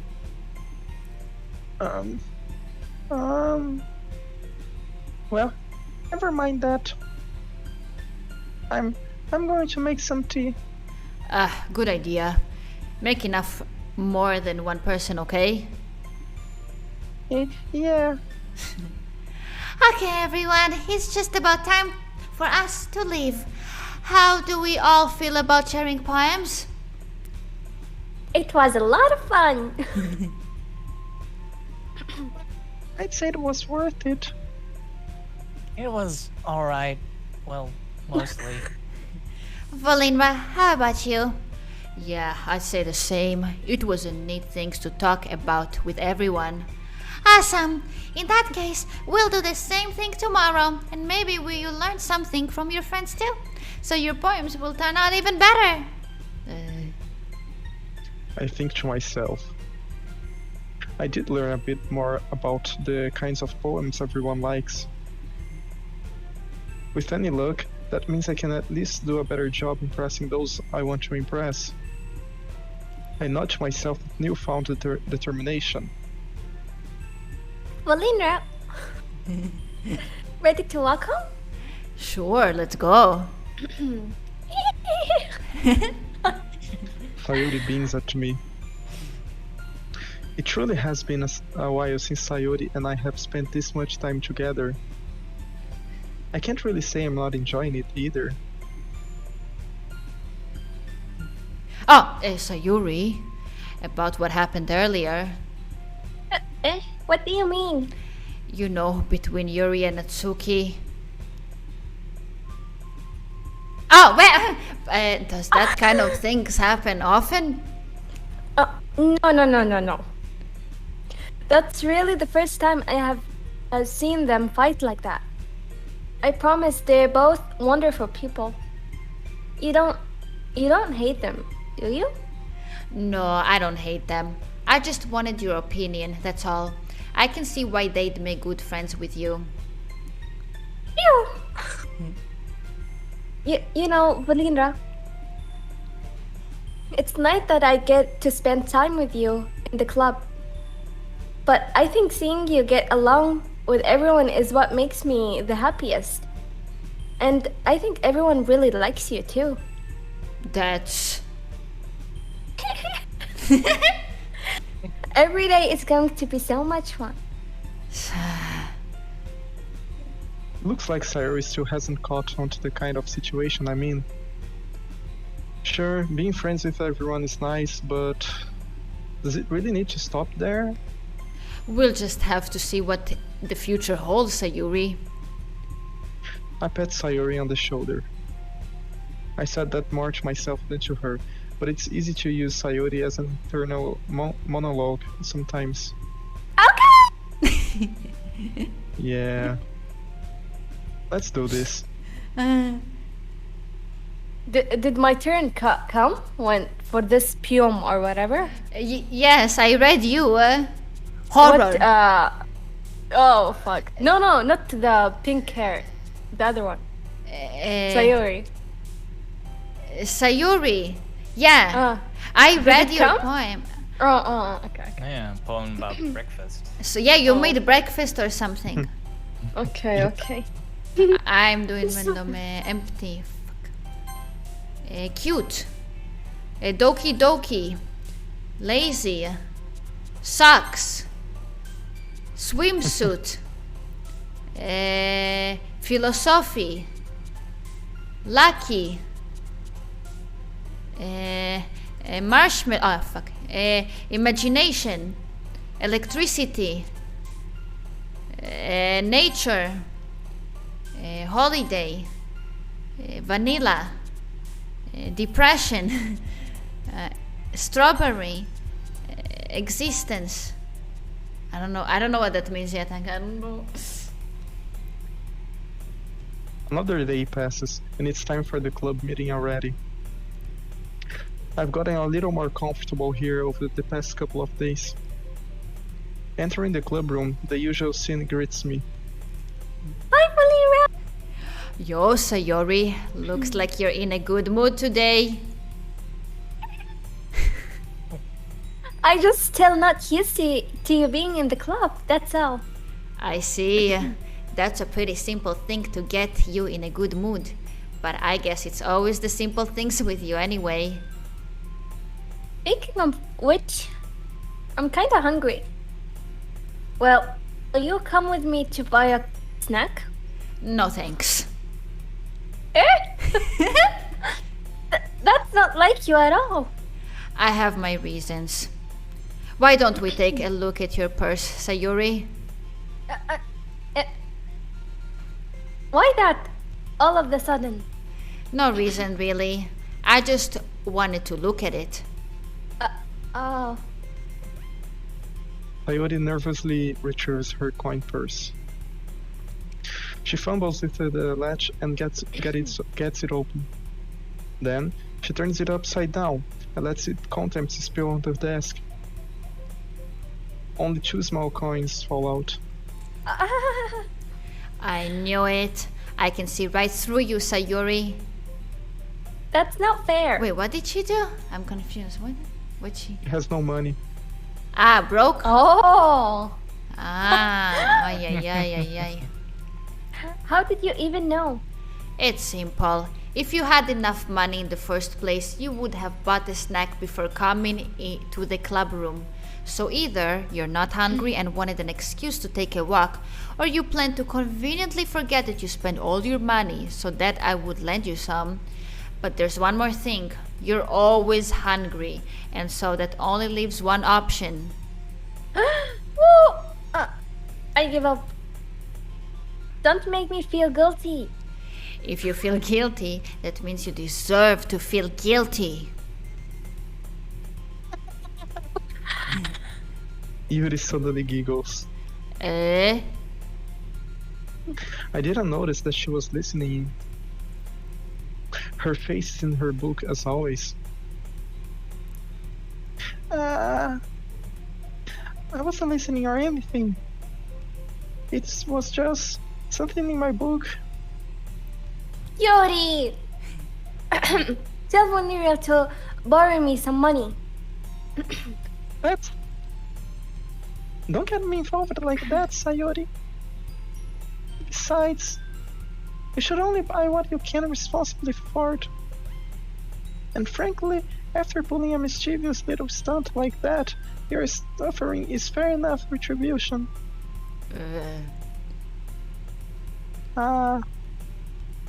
Did I just... I didn't mean that. I got too absorbed in my book. I really like when you speak your mind, Yuri. It doesn't happen much, but it's one side of you. There's no way you could think that. You were right, though. I did something bad, and now I have to accept the revolution. I don't know what it is. No. Retribution. Oh, that. Still, coming from you, Sayori. I guess there's a little devil inside all of us, isn't there? Don't let her fool you. Sayuri knows exactly what she's doing. After all, she told you guys she was bringing me into the club before she even told me. But you wouldn't have come if it weren't the cupcakes. So I had to trick Natsuki into making them. Come on, give me more credit than that, Sayori. Oh. Wait, what? What? Oh. Did What? he slap her? Oh. Yeah, I think just getting slapped. I thought you got Out shot. of nowhere, out of nowhere, something smacks Sayori's in the face and tumbles onto the desk. Oh. What was... Cookie? Sure enough, it's a giant cookie wrapped in plastic. Sayori glances around. Is that a miracle? Is she high? It's because I paid my institution. Retribution. Actually, that one almost worked. Duck? Oh. I was just gonna give it to you. But then I heard you blab about the cupcakes. I was totally It was totally worth seeing your reaction, though. Natsuki. That's so nice of you. I'm so happy. Sayori hugs the cookie. Jeez, just eat it.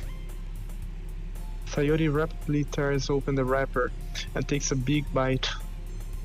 Yo, great. Mmm. Sayori suddenly claps You have her the hands best over voice her lines. mouth. I bit my tongue. You're going through a lot over just one cookie. Natsuki takes a bite of her own cookie. Ah, yours look really good too, Natsuki. Can I try it? Jeez. Beggars can't be choosers. But yours is a chocolate. Yeah? Why do you think I gave you that one? Fine. Still, I'm really happy that you shared this one with me. Sayori gets out of her seat and goes behind Natsuki. Then wraps her arms around her. Ah, jeez. I get it. Cookie still in hand, Natsuki reaches up to nudge Sayori's off her. Oh, Sayori suddenly leans down and takes a bite of Natsuki's cookie. Hey! Did you seriously just do that? Mouth full, Sayori trots away to safety. Wait, oh. Ah! Yuri and I laugh as well. He's such a kid sometimes. Monica, can you tell Sayori? Wait, why is there a save button? Do I have to save or what is this? Oh god. You can save in case you wanna choose another option.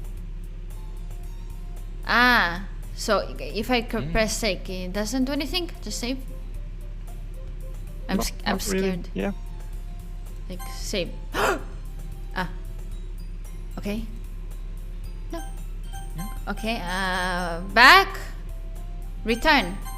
Ah, I needed to save. Oh my god, imagine what happened. Eh? The game crashed. Yeah. Natsuki glances around. Monica isn't in the club room. Where's Monica anyway? Good question. Have any of you heard anything about her lately? Today? not me. Yeah, I haven't either. That's a bit unusual. I hope she's okay. Of course she's okay. She's probably just had something to do today. She's pretty popular after all. Eh? You don't think she has a... I wouldn't be surprised. She's probably more desirable than all of us combined. That's true. Excuse me? Suddenly, the door swings open. Sorry, I'm super sorry.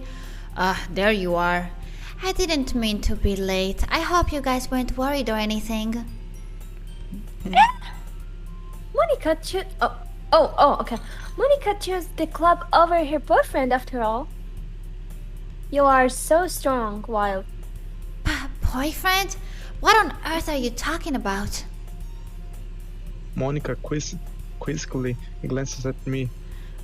Never mind that. What held you up anyways?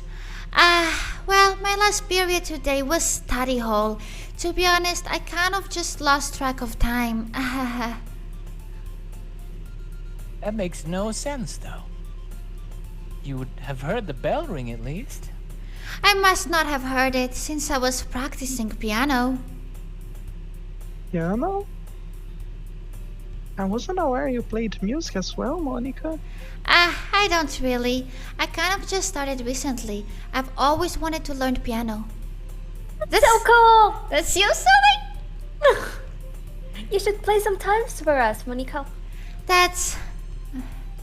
Monica looks at me. Maybe once I get a little better, I will. Yay! That sounds cool. I'd also look forward to it. Is that so? In that case, I won't let you down, Volinra. Monica Bro. Monica smiles sweetly. I didn't mean any pressure or anything like that. Don't worry. I've been practicing a whole lot recently, and I'd really love the chance to share once I'm ready. I see. In that case, best of luck. Thanks. So, I didn't miss anything, did I? Nah, not really. I choose to leave out Sayori's mischievous escapade. I'm sure Natsuki will end up complaining to her anyway. Looks like everyone has already settled down.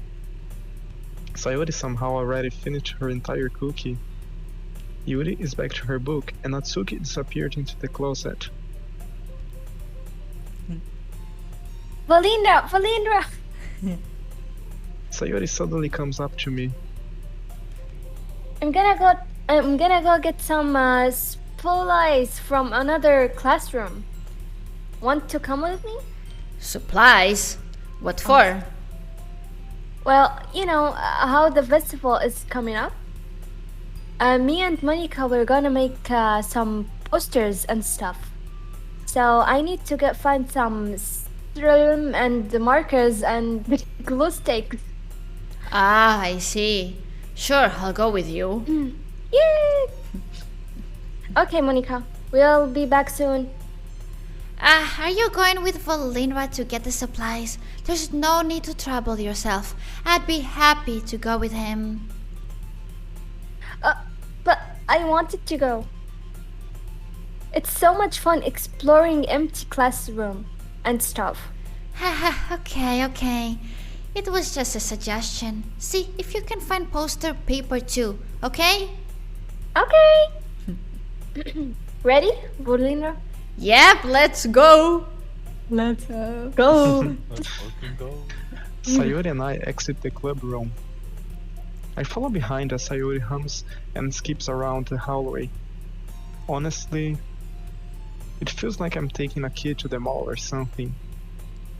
Sayori finds pleasure in the simplest things sometimes. Hey, Sayuri, what exactly are we doing for the festival anyway? I'm not sure how you would make an event out of literature. Me and Monica have it all planned out. Don't you worry. Is that so? Yep. We are gonna do a poetry performance. A performance? Of what kind? Well, everyone is gonna take turns on stage. And Recite raises their favorite poems. Ah, that sounds... Kind of dull. Volinra, you're not thinking about it, right? Wait at all. Fuck, sorry. It is not just about reading poems. It is about performing them. Like, you say the lines of the poem, like, between my feet. Okay. The last remaining flower back onto me. I twist the stem, freeing it from its clinging roots, caressing the final joyous moment between my fingers. But to what end have I stolen joy? Good job. For now, when I look in every direction, the ones smiled before me is but a barren wasteland. Like that. Sayuri? How do I put this? I'm sure it's just me, but it's impossible for me to take you seriously when you talk like this. Eh? You mean you Minnie? Minnie? Minnie. I'm working super hard on this, you know? I know. I just meant that it's pretty unordinary contrast to your cute self. Don't say that. It's embarrassing. But I guess that means I'm doing a good job. Yeah, I guess so. I'm so excited. The festival is going to be so much fun. Sayori spins herself around in the hallway again. Hey, Volinra, the classroom over here is empty. Let's begin the mission. The mission, eh? It's been a long time since I've spent spent time with Sayori like this. But in the end, she hasn't changed one bit. She's nothing but a ball of sunshine, drawing happy vibes from the world around her. It's a pretty nostalgic feeling for me. As the years went by, I began to hold myself up in my room more and more. So going adventuring with Sayori brings about a special sort of feeling I forgot I had in me. Wow. The two of us enter the classroom. Sayori heads straight to the closet, and I follow. Let's see what we have in here. Crayons? Oh, fuck, sorry. Oh, I don't know what that is, so it's fine. Like drawing, right? Crayons. Yes. Okay. Sayori pulls a box full of crayons off the shelf. They are the best brand too. They are kind of dirty though. Sayori starts pulling various crayons out of the box, reading the color names. Alright, that's one down. Don't get distracted, we still need to find... Wait! I'm looking for my favorite color. Fine. Then at least move aside so I can look for the poster paper. I dropped one by accident. Oh my god, I keep thinking she's getting shot! Yeah!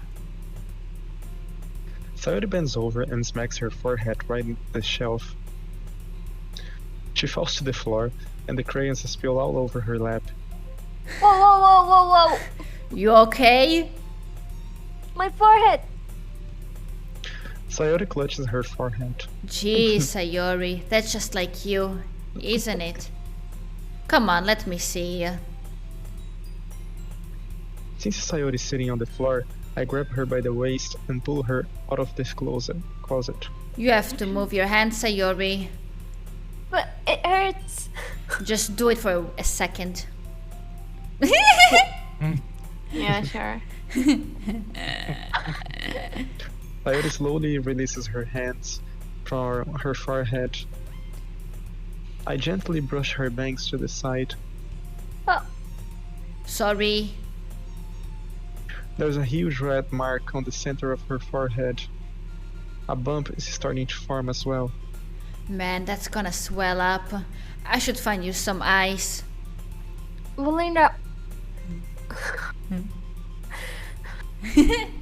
Oh, me! Where would I even find ice around this time? I guess a cold drink would do. You don't have to. I'm fine with looking like a unicorn. Even wincing from the pain, Sayori makes a silly joke. What are you saying? I'll be right back, okay? Okay. I pat Sayori on the shoulder Yeah. and run into the hallway. I locate the nearest vending machine. What should I get? It doesn't really matter since it will be used as an ice pack rather than to a drink.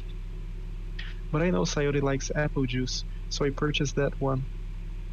In just a moment, I'm already returning to the classroom where I left Sayori. She has one palm of her forehead and one using the other hand to clumsily scoop crayons back into the box. At least they were already in the wrong spots before I split it up. Sayori, here. I hand Sayori the bottle of apple juice. It's nice and cold. Sayori opens the cap and starts drinking from it. Sayori, what are you doing? It's for your forehead, idiot! Sorry, I forgot. How hard did you hit your head? Coyote places the bottle against the bump on her head. It's skinning. Whatever. Stinks, like hurts. Just bear with it. It will feel better soon. Looks like you cleaned up most of the crayons, so that's good. Hey, Volinra. This kind of reminds you of growing up, doesn't it? What do you mean? You know, how we used to play outside all the time? I would always try to keep up with you. You were kind of okay, in some ways. Like I usually fell behind or had trouble climbing on the things you did. But sometimes when I tried to do things, I couldn't. I would get myself hurt. I'd fall and scrap myself or get a bump. And I would start crying really hard. Ah! And you would rush over as quick as you could. You would try really hard to get me to stop crying. It was almost like you blamed yourself and you were afraid to get in trouble if someone found out. Even though it really wasn't your fault at all, you know? Did I really do that? Yeah. You don't remember? Come to think of it, maybe I do remember a bit. I guess I was always so focused on my games that I didn't pay enough attention to you. So, in a way, it was my fault. Kind of like this time too. If I wasn't rushing you out of the closet, you probably wouldn't have hit your head. Volinra, I don't think you realize it, but you're always thinking about other people. Even after all these years, you are rushing to help me even though I'm just being clumsy. You're really a sweetheart. Don't call me that. And I don't really do this kind of things all the time. I guess when it comes to you, it just feels natural. Before I even know it, I'm treating you like that. I guess that's what happens when you've been friends for so long. Really? Maybe you're right. Volinra, I'm so glad that nothing changed between us. Aww. Do you think it'll be like this forever? Forever? If I'm honest to myself, there's no telling where we'll each end up for college or after that. So it wouldn't be fair for me to make any promises. But Well, I hope so. It's been this long already, right? I can't imagine you ever changing, so my hopes are up. I'm so happy. Coyote has her whimsical expression in her eyes. We remain silent for a moment. She's so silly and clumsy on the outside that when I see her deep in thought like this, it makes me not want to disturb her. Poor dog, Doki's sleeping.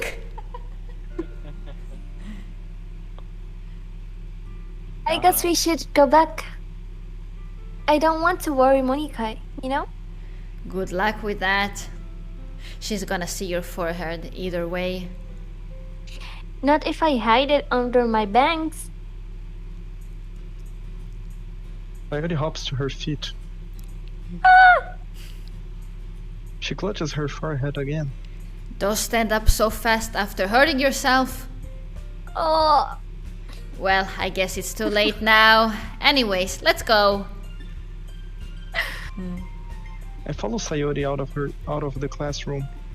Sayori plays with her bangs to try to hide the bump, but without much success. In a moment, we make it back to the club room.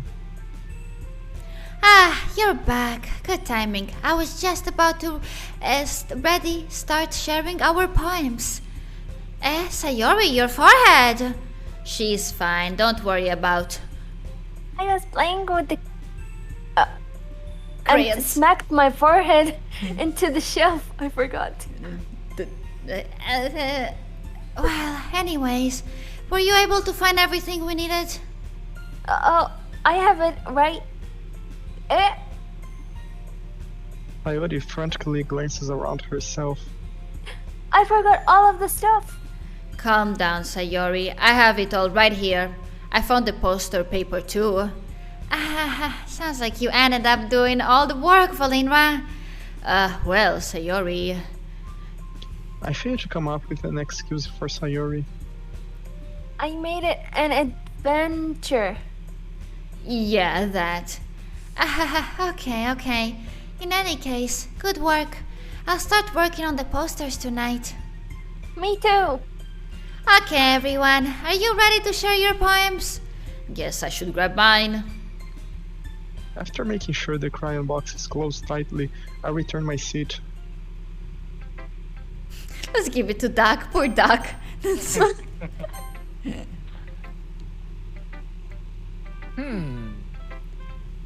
Well, it's not really any worse than your last one. But I can't really say it's any better either. Phew. Huh? Phew, what? Well, anything that isn't train wreck, I'll take as a win. And I get that feeling you're probably the most critical. Hey, what makes you... Wait, maybe that was a compliment? Glad to see someone recognizes my experience. Well then, keep practicing and maybe you'll be as good as me someday. That's, Something tells me Natsuki completely missed the point. Come to think of it, this kind of reminds me of Sayori's poem from yesterday. you think so? Yeah, well, I guess if you've been friends with her for so long, you might be on the same wavelength. But you never really struck me as her type. Sayori has a type all of a sudden? Well, I don't know. But honestly, how can someone so, fluffy spend so much time with someone like you? It's like she's dragging around a dead weight. That was a little unnecessary. But think of this way, if it weren't for me, she would probably just fly away like letting go of a balloon. You could say we take care of each other in our own way. Whatever it is, I don't get it. Oh yeah, I guess I'm supposed to show you my poem. Here. Amy likes spiders. You know what I heard about Amy? Amy likes spiders. Icky, wriggly, hairy, ugly spiders. That's why I'm not friends with her. Amy has a cute singing voice. I heard her singing my favorite love song. Every time she sang the chorus, my heart would pound to the rhythm of the words. But she likes spiders. That's why I'm not friends with her. One time, I hurt my leg really bad. Amy helped me up and took me to the nurse. I tried not to let her touch me. She likes spiders, so her hands are probably gross. That's why I'm not friends with her. Amy has a lot of friends. I always see her talking to people. She probably talks about spiders. What if her friends start to like spiders too? That's why I'm not friends with her. It doesn't matter if she has other hobbies. It doesn't matter if she keeps it private. It doesn't matter if it doesn't hurt anyone. It's gross. She's gross. The world is better off without spider lovers. And I'm gonna tell everyone. I didn't understand anything. Amy doesn't like spiders. Yeah. Not bad, right? It's quite a bit longer than yesterday. Yesterday's was way too short. I was just warming up. I hope you didn't think that was the best I could do. No, of course not. Anyway, the message is pretty straightforward in this poem. I doubt I have to explain it. Sometimes you can explain complicated issues with much simpler analogies. And it helps people realize how stupid they're being. Like, anyone would agree that the subject of this poem is an ignorant jerk. Do you know people like that? Of course, it's about how everyone thinks That doesn't matter. It can be about anything. I wrote it to be easy to relate to. Everyone has some kind of weird hobby or a guilty pleasure. Something that you're afraid if people find out that make fun of you or think less of you. That just makes people stupid. Who cares what someone likes, as long as they're not hurting anyone and it makes them happy? I think people really need to learn to respect others for liking weird things. Well, you're definitely right. At least I can relate to that, and I'm sure a lot of other people can too. It's what I do best, after all. I don't like writing unless there's a good message to take away from it. Like conveying emotions is important. But I want to make people think, not just feel. Remember that? I'm gonna write a good one for tomorrow, so look forward to it. It's good. Hmm? Thanks, good. Who was Yuri? Haven't seen Yuri in a while. Let me what I'm reading for today.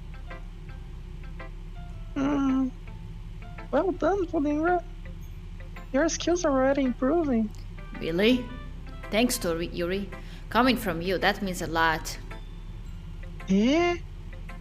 It's nothing. I'm just happy to help inspire fellow writers. I know you're new to this, so don't worry so much about it. So much if it seems like you can't get your poems to feel perfect. You don't need to be afraid to be a little more daring. Metaphors can go a long way. Don't feel like you need to work your brain like turning a bunch of gears. Try letting your mind wander through your feelings. And write down the things that you see and hear. That's one way to truly enable your reader to see in your mind. It's a very intimidating exercise. I see. That's a certainly interesting technique. Thanks for sharing. I have, well, an example of that if you'd like to read it. Of course. Is this the poem you wrote for today? Yuri nods and timidly hands me her poem. Ah, fuck, I can't read this. The raccoon, it happened in the dead of the night while I was slicing ahead of an quiet snack. My attention was caught up by the clustering of a raccoon outside my window. That was, I believe, the first time I noticed my strange tendencies as my under the human. I gave the raccoon a piece of bread, my subconscious well aware of its consequences, well aware that the raccoon that is fed will always come back for fan mass. The beauty of my cutting knife was the symptom. The had my hungry cossuti. What the fuck is this writing? The raccoon. Oh wait. The moon increments its fuss and neglects much light off of my cutting knife. That's very same light that lightens in my eyes. Raccoon. Fried.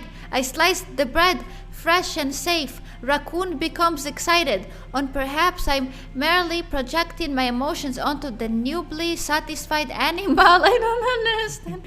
The raccoon has taken to following me. You could say that we've gotten quite used to each other. Other raccoon becomes hungry more and more frequently, so my bread is always handy. Every time I brandish my cutting knife, the raccoon shows me its excitement. A rush of blood, classic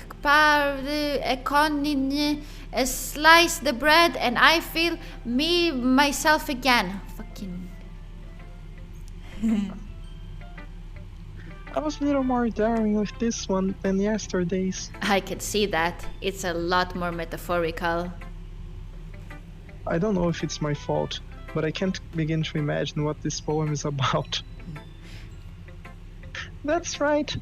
It's a bit closer to my preferred writing style. Use the poem as a canvas to express vivid imagery and conveying emotions through them. Yeah, if I take it as face value, then I can't even figure out what it's supposed to mean. Well, I think it's something that different people can relate to in their own way. I wanted to express the way it feels for me to indulge in my more unusual hobbies. It's those sorts of things that usually force people. So I sometimes enjoy writing about them. That's funny. Oh, didn't Natsuki also write something about that? About someone being ridiculed for a strange interest? Eh?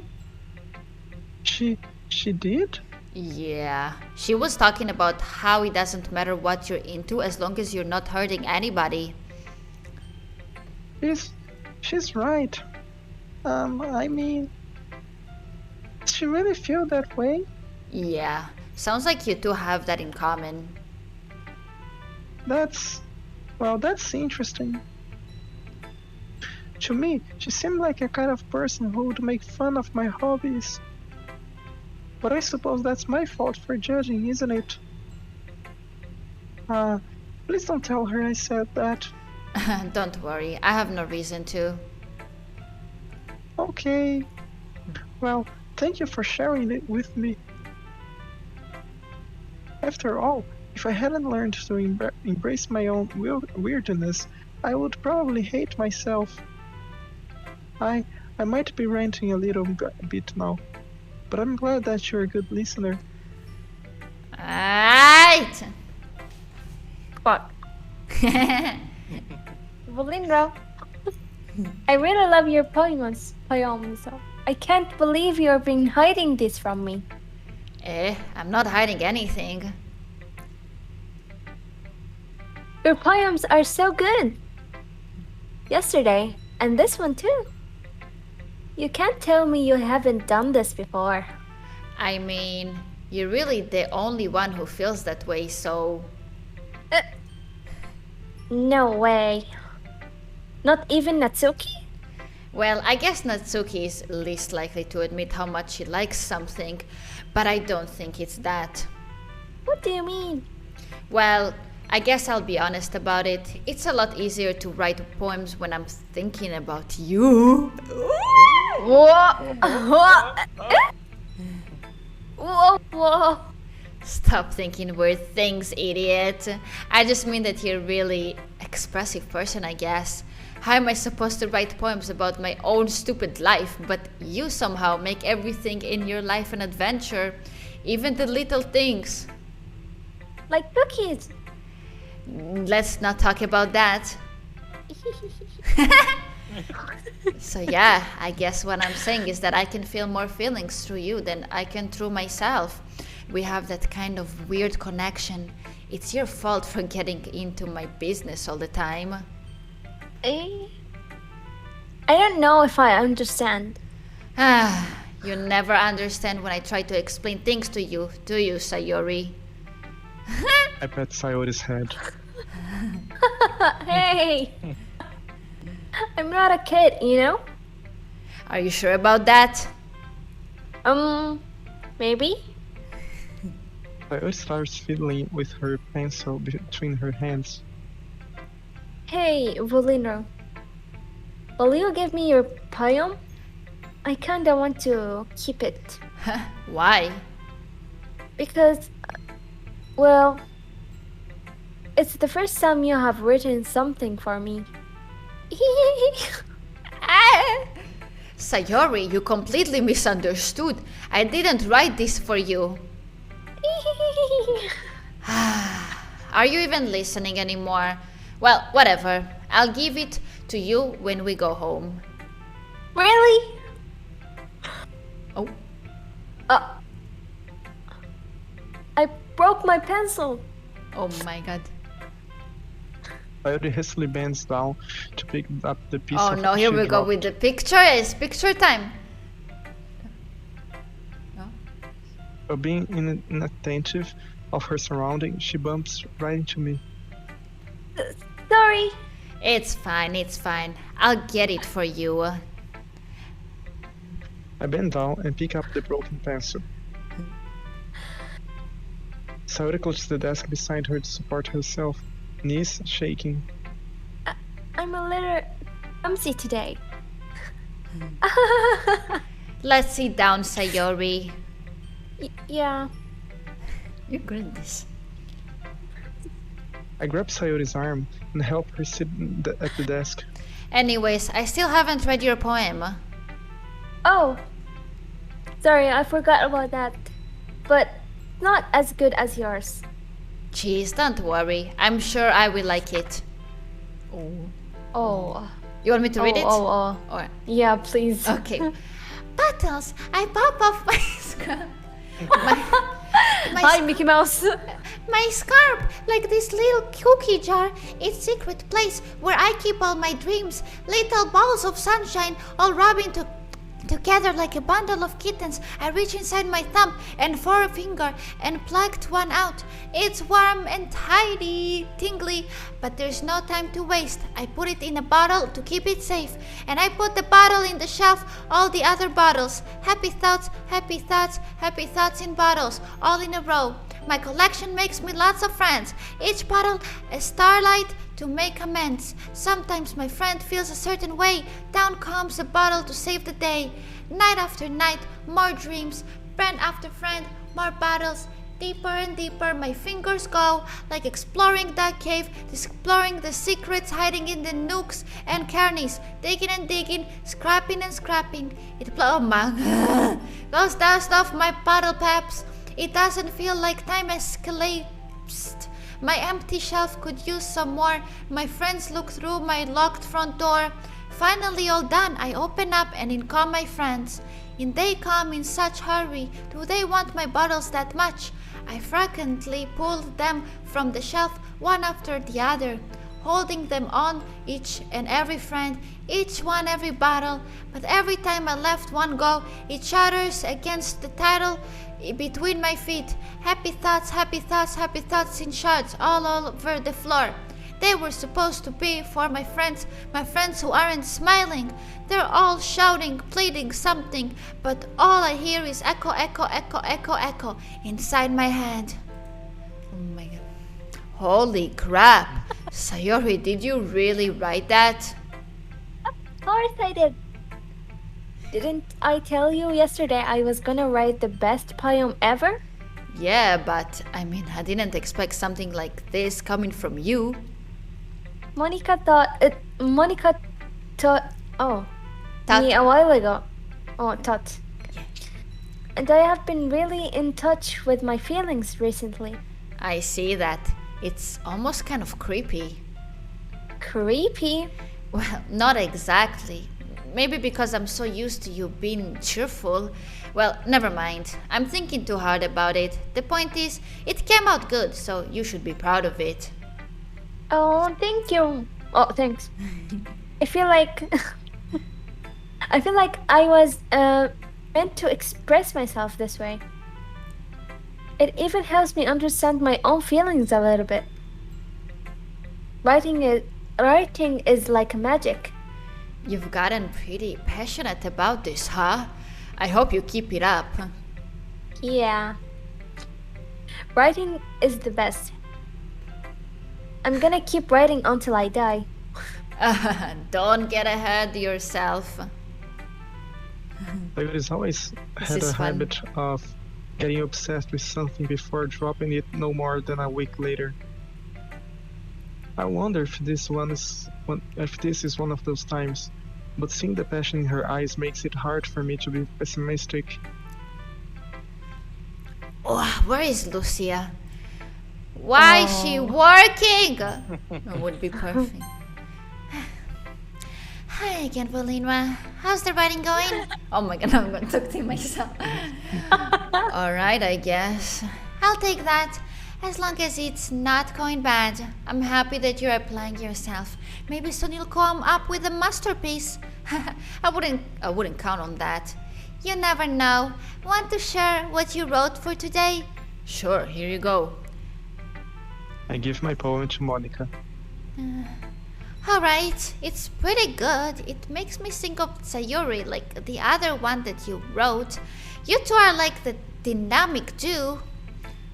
That's kind of exaggerating it. Yeah, probably. But you do spend a lot of time with her even in this club, don't you? Then again, I don't blame you for being a little shy. I'm not shy, it's just... I'm just teasing. I know it takes a bit of time to make friends with everyone. But Yura and Natsuki are super interesting people, so don't be afraid to give them their share of time. And you can talk to me every now and then too. I'm not like unapproachable or anything, am I? No, it's nothing like that. I'm just still getting used to being here, that's all. Yeah, I'm sorry if I was putting pressure on you or something. I really didn't mean it like that. No, don't worry. I get what you're saying. Well, alright. But anyways, you want to read my poem next? I like the way it's turned out, so I hope you do too. Alright, let's take a look. Save me. The colors, they won't stop. Bright, beautiful colors. Flashing, expanding, piercing. Red, green, blue. An endless cacophony of meaning noise. The noise, it won't stop. Violent, grunting waveforms. Squeaking, screeching, piercing. Suicide, causing. To the, like paying a checkbook on to the, like a pizza crust. An endless poem of meaningless. Load me. It's even more abstract than your last one, huh? I guess it's just the way I write. I'm sorry if you don't like it. No, I never say that. It's just that kind of thing I've never really seen before, I guess. I kind of like playing with my space on the paper, choosing where and how spacey words can totally change the mood of the poem. It's almost like magic. The way I write the lines really short makes it feel like they're trying to speak over the noise. I see. It's still hard for me to tell what's it about though. Haha, sometimes asking what a poem is about isn't the right question. A poem can be abstract, a physical expression of a feeling, or a conversation with a reader. So putting it that way, not every poem is about something. Anyways, here's Monica's writing tip of the day. Sometimes you'll find yourself facing a difficult decision. When that happens, don't forget to save your game. You never know when you might change your mind, or when something unexpected may happen. Wait, is this tip even about writing? What am I even talking about? That's my advice for today. Thanks for listening. Let me save that. Wait. Oh, yeah. I'm just fucking alright. Yes, I'm going out. Return. Okay, everyone, we're all done reading each other's poems, right? I have something extra planned today, so if everyone could come sit at the front of the room.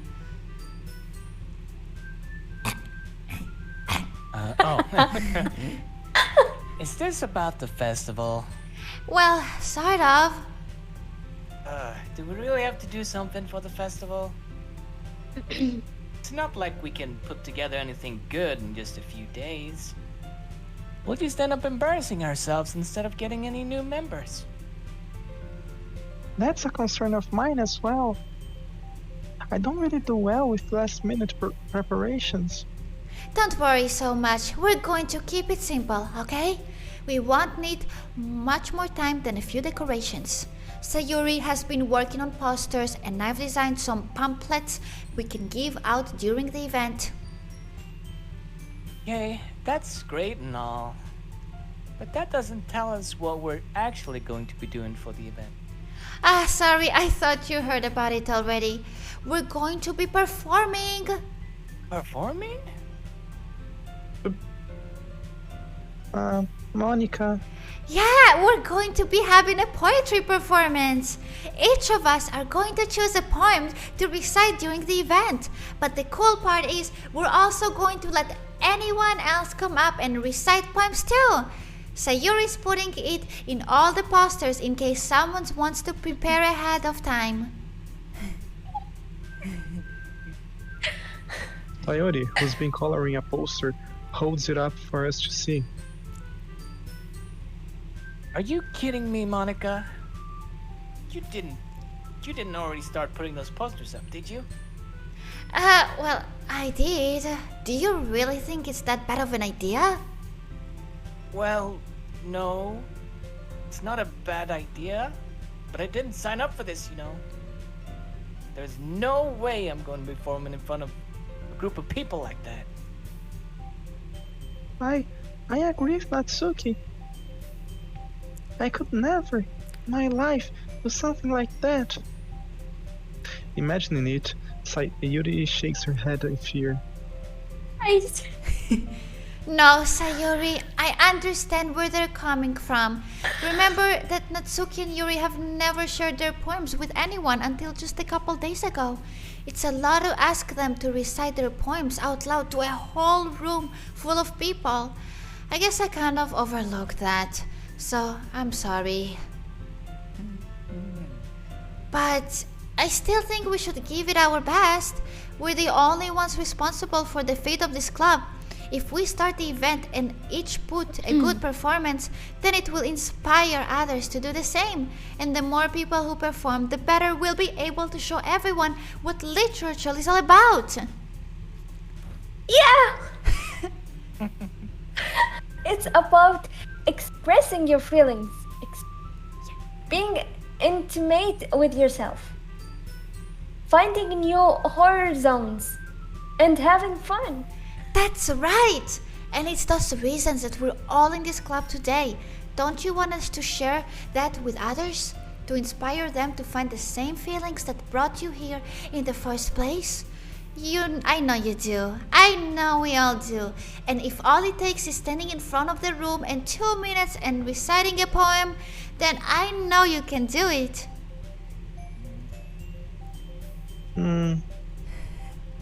Natsuki and Yuri remain silent. Sayori looks worried. I guess that's leaves me no choice. I agree. I don't think it's too much to ask. I think that Sayuri and Monica have been trying really hard to get new members. At the least we can do is help them out a little bit. Well, maybe, but... It looks like Natsuki doesn't have any arguments left. Okay, fine. I guess I'll just have to get it over with. Alright! Phew, thanks Natsuki. What about you, Yuri? Yuri dejectedly glances around at everyone else's expectant faces. I guess I don't really have a choice. That's everyone. You are the best, Yuri. This club is seriously going to be the death of me. Oh gosh, you'll be fine, Yuri. But anyways, let's move on to the main event. I want each of you to choose a poem of yours. We're going to practice reciting them in front of each other. Hey, Monica, this is too sudden. Well, if you can't recite your poem in front of the club, how do you expect it to do it in front of strangers? Oh no. Don't worry, I'll start off to help everyone feel a little more comfortable. Can I go next? Of course. Now let's see. Monica flips through her notebook to the specific poem she has in mind for herself. She then stands behind the podium. The title of this poem is The Way They Fly. Monica begins reciting her poem. Her clear, confident voice fills the room. More than that, her inflection is pristine. She knows exactly how to apply emotions behind each line she recites, bringing the words to life. Is this something she's done before, or is it simply unnatural? I glance around me. Everyone has their eyes on Monica. Sayori looks amazed. Yuri has an intense expression on her face that I don't understand. Finally, Monica finishes the recitation. The four of us applaud. Monica takes a breath and smiles. That was so good, Monica. Thank you very much. I was just hoping to set up a good example. Are you ready to go next, Sayori? I'll go next. Oh, Yuri's fired up all of the sudden. Yuri clutches a sheet of paper between her hands and stands up. Keeping her head down, she walks quickly over the podium. This poem is called... Yuri anxiously glances at each of us. You can do it. Oh. Oh. You can do it, Yuri. It's called Aftermage of a Crimson Eye. Yuri's voice shakes as she starts reading the poem. Just a moment ago, she practically refused to do that. Why is she suddenly putting so much effort? As Yuri gets past the first couple of lines, her voice changes. It's almost like what happens when Yuri gets absorbed in her books. Her quivering words transform into the sharp syllables of a fierce and confident woman. The poem is full of twists and turns in its structure that she enunciates with perfect timing. This must be a rare glimpse into the whirling fire Yuri keeps concealed inside her head. Suddenly, she's finished. Everyone is stunned. Yuri snaps back into reality and glances around her as if she bewildered even herself. It's up to me to save the situation. I'm the first starting applauding. Everyone joins me afterward, and we give Yuri the recognition she deserves. It's not that we didn't want to applaud to her, but we are caught so off guard that we must have forgotten. As we applaud, Yuri holds the poem to her chest and rushes back into her seat. Yuri, that was really good. Thank you for sharing. Looks like Yuri's down for the count. Okay. I guess I'm next then. Sayori hops out of her chair and cheerfully walks to the podium. This one called My Mito. Sorry, I giggled. Sayori. It's a lot harder than I thought. How did you guys do it easily? Try not to think of it like you're reciting to other people. Imagine you're reciting it to yourself, like in front of a mirror or in your own head. It's your poem, so it will come out the best way. That way. I see. Okay then. Sayori begins her poem. Somehow, it feels like her soft voice was made as a perfect match. The poem isn't aimlessly cheery like Sayori is. It's serene and bittersweet. If I were to read this one paper, I probably wouldn't think much of it. But hearing it coming from Sayori's voice almost gives it a whole new meaning. Maybe this is what Sayori meant when she said she likes my poems. It's like I get to reach more deeply into someone I thought I knew through and through. Sayori finishes and we applaud. I did it! Good job, Sayori. Even Volinra liked it. I guess that's a good sign. What does that even mean? It came out nicely, Sayori. The atmosphere of the poem fits you really nicely. But it might be that other poems wouldn't work quite as well with that kind of delivery. I don't really understand. In other words, I've seen poems of yours where that sort of gentle delivery wouldn't work as well. They might need a little more force behind them, depending on what you're reading. Oh, I know what you mean. Well, I have been practicing that kind of thing. It's just embarrassing to do in front of everyone. Then next time, I'm going to make you pick a poem that challenges you a little more. We don't have much time before the festival, you know? Okay! Now, who's next? Natsuki? Let's go. Don't make me go before Volinra. It's not like I can compare to you guys anyway. Might as well let Volinra lower everyone's standards a little before I have to do it. That's okay.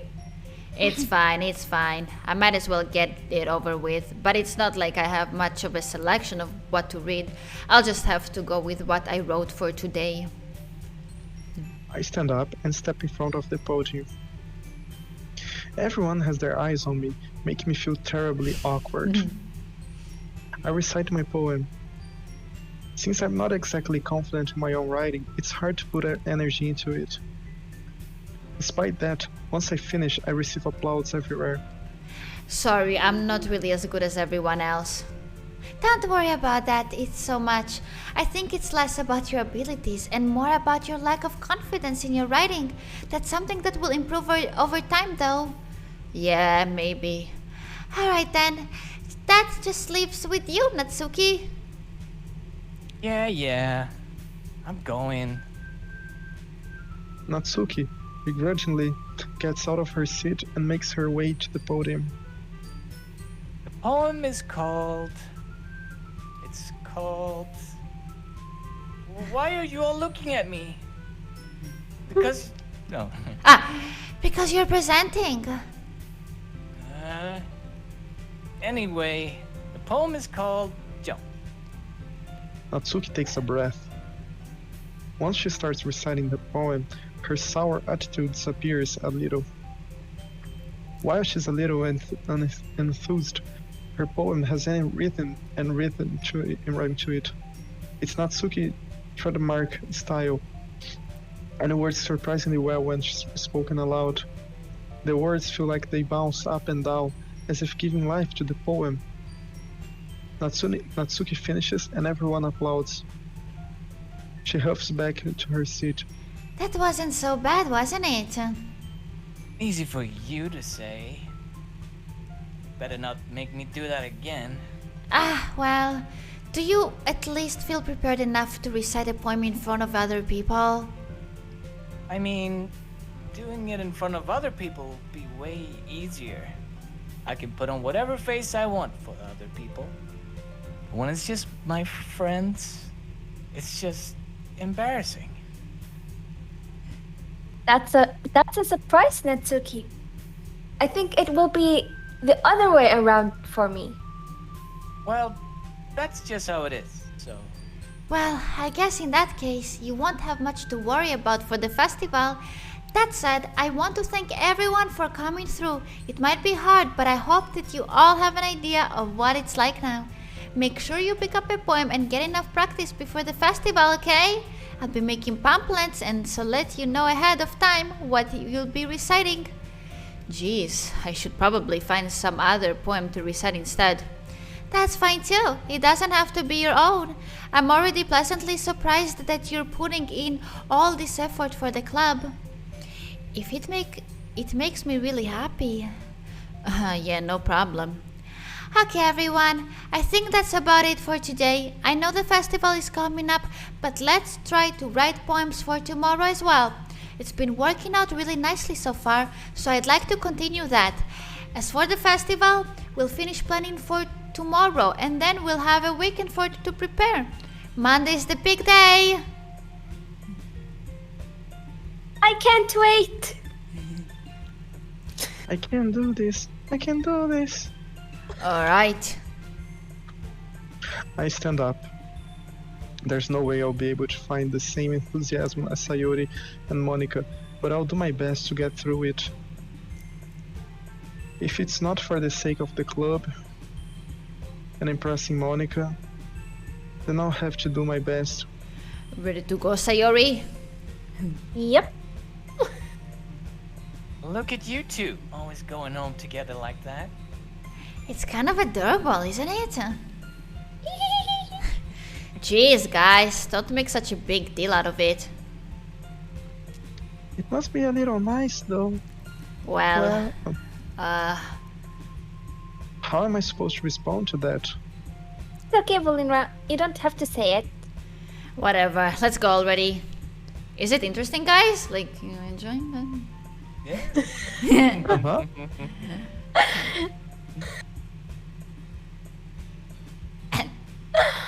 Oh, I walk home with Sayori once more. Even though it's only been a few days, a lot of things have already changed. But today, Sayori's being a little quieter than usual on the way back home. Hey, Sayori. Sorry, I was spacing out. No wonder. Um, I was thinking was- about something from earlier. I like... Oh. that's me, that's me! That's her! Fuck. I like how we get to, Sayori fumbles with her words. so let's just say that one day Yuri asked to walk home with you. What would you do? What kind of question is that? You're kind of putting me on the spot here. Oh, fuck. Oh, is it better to save? Yeah. Yeah. Yeah. Yeah. You better choose correctly. You know, I'm gonna simp. I'm gonna simp. You know, she talked about boobs and stuff, you know, so I'm gonna tease. Did I talked about that? Yeah, boo. Okay. Sayuri, you really think I would ditch you for Yuri? But she's so beautiful and smart. Jeez, I already see her in the club every day. Besides, you always seem to really like going home together. I wouldn't just ruin that for you. You're so silly, Volinra. You think about me too much sometimes. Yuri would deserve it if she wanted it, so... Sayuri, I've already made up my mind. I really can't figure you out sometimes. Sorry. Besides, what's the point in speculating something that's never going to happen? The conversation trails off. It's kind of a weird thing for Sayori to care so much about. But I want to respect her and keep her happy too. Then again, the festival is only a few days away. Who knows what will happen in that time? Oh boy. Alright, marriage. Happiness. Puppy. Talks. Oh, my God. Fuck. Yeah, you tell me. Love. What? Tears. Oh fuck, there's bed. Okay, whatever. Lollipop. Music. Depression. Hawaii. Okay, you choose two. No, you. Dance. Bunny. Fuck. Amazing. Pink. Poop. Flying. Kiss. Oh, sorry, I was too excited. Anyways, love. I don't know anything. Childhood? I only know that. Yeah. Mouse. Dark. Lazy. You fucked up. Okay, what is this? You fucked up. Bye, Oda. Oh, I'll man. take care of them. I'm the last one Bye, here Oda. again. Don't worry, I just walked in too. Were you practicing piano again? Yeah. You must have a lot of determination. Starting this club and now picking up piano. Well, maybe not determination, but I guess passion. Remember that the club wouldn't be here if it wasn't for all of you. And I'm super happy that you're all willing to help out for the festival too. I can't wait for the festival. It's gonna be great. Weren't you complaining about it just yesterday, Natsuki? Well, yeah. I'm not talking about our part of the festival. But it's a whole day of school where we get to play and eat all kinds of delicious food. You sound a bit like Sayuri all of a sudden. Amika, do they usually have fried squid? Squid? That's pretty specific things to look forward to. Oh, come on. Are you saying you don't like squid? You, of all people? I didn't say I don't like it. Besides, what do you mean by you, all of you people? Because it's right in your name. Mon-ika. I don't get it. Japanese. That's not how you say my name at all. Also, that joke makes no sense in translation. Never mind. Let's just focus on our own event now, okay? Fine, fine.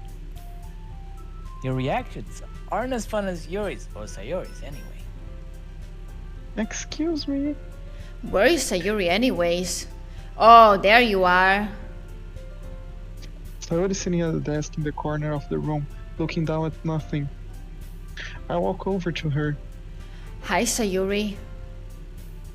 I wave my hand in front of her face. You're spacing out again.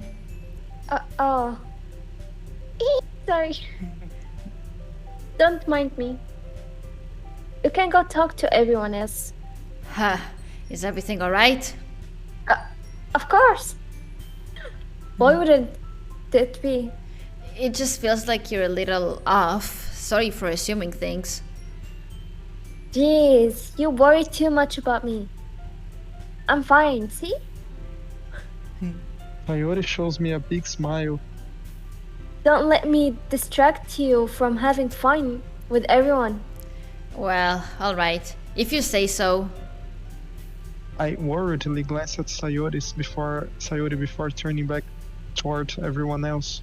But the conversation has already dispersed, with everyone back at their usual activities. Maybe I should ask Monica if she's noticed anything about Sayori recently. Since they've been preparing for the festival, they must be spending a lot of time together. I timidly approach Monica, who is shuffling through some papers at her desk. Volinra, what's up? Hey, this might sound a little strange, but have you noticed anything with Sayori recently? Anything up with her? In what way do you mean? Maybe I'm reading into it a little much, but she seems a downcast today. Oh, you think so? I can't say I've noticed anything about her. Monica peers across the room at Sayori, who is idly dragging a rubber eraser up and down her desk. Maybe there is something on her mind, but I'm surprised I'm not the one asking you, Volinra. You certainly know a lot better than I do. Yeah, but she's never really like this. She's always talked to me about things that bothered her, but this time when I asked her, she was really dismissive. Sorry, I know it's not your problem. I just wanted to ask if you knew anything, so I'll drop it now. No, it's important to me too. I mean, I'm also friends with her, and I also care about the well-being of my club members, you know? Maybe I'll try talking to her myself. Are you sure about that? She seemed like she wanted to be left alone. Are you sure? Maybe she just has a hard time bringing it up with the person of interest. Person of interest? What do you mean by that? I'm saying that maybe the thing on her mind is you, Volinra. Me? How on earth would you come to that conclusion? Well, I probably shouldn't say too much, but Sayuri talks about you more than anything else, you know? Eh? She's been so much happier ever since you've joined the club. It's like extra light was turned on her inside of her. What? No way. Sayuri is always like that. She's always been full of sunshine. It's not any different now than it always been. Haha, you're so funny, Volinra. Have you thought that maybe you've always seen her as so cheerful because that's just how she's when she's around you? I said too much, I'm sorry. What do I know anyways? I didn't mean to jump to conclusions, so you should just forget about what I said. I'll try to talk to her, so try not to think about it for now. Alright. Monica smiles meaningfully. I know she said forget about it, but I already know that I won't be able to get her words out of my head.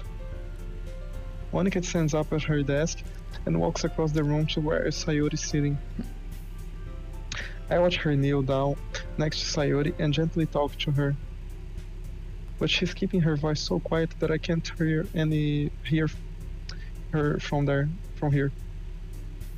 I sigh and sit myself down. I know Sayori told me not to worry about her and to have fun with everyone else. But that's impossible to do when she's behaving like this. Exactly how much do I care about her? That I'm letting this weigh on me so much. Now it feels like I'm the one behaving out of the ordinary. But there's nothing I can do besides wait for Monica.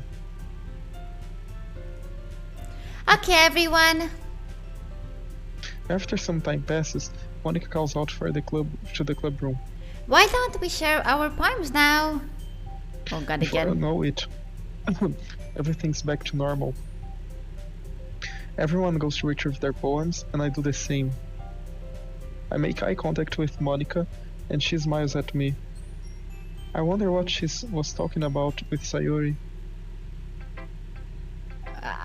Who should I... guys, I have to go now. I have an appointment in the morning. I need to sleep. Fuck! Wow, you piece of shit. Good night, Doki. Thanks for the voice acting. Good night. I enjoyed. Yes, good night. You leave too? Me? Yeah. No. No. Okay. Are you? If you're bored, truly, tell me.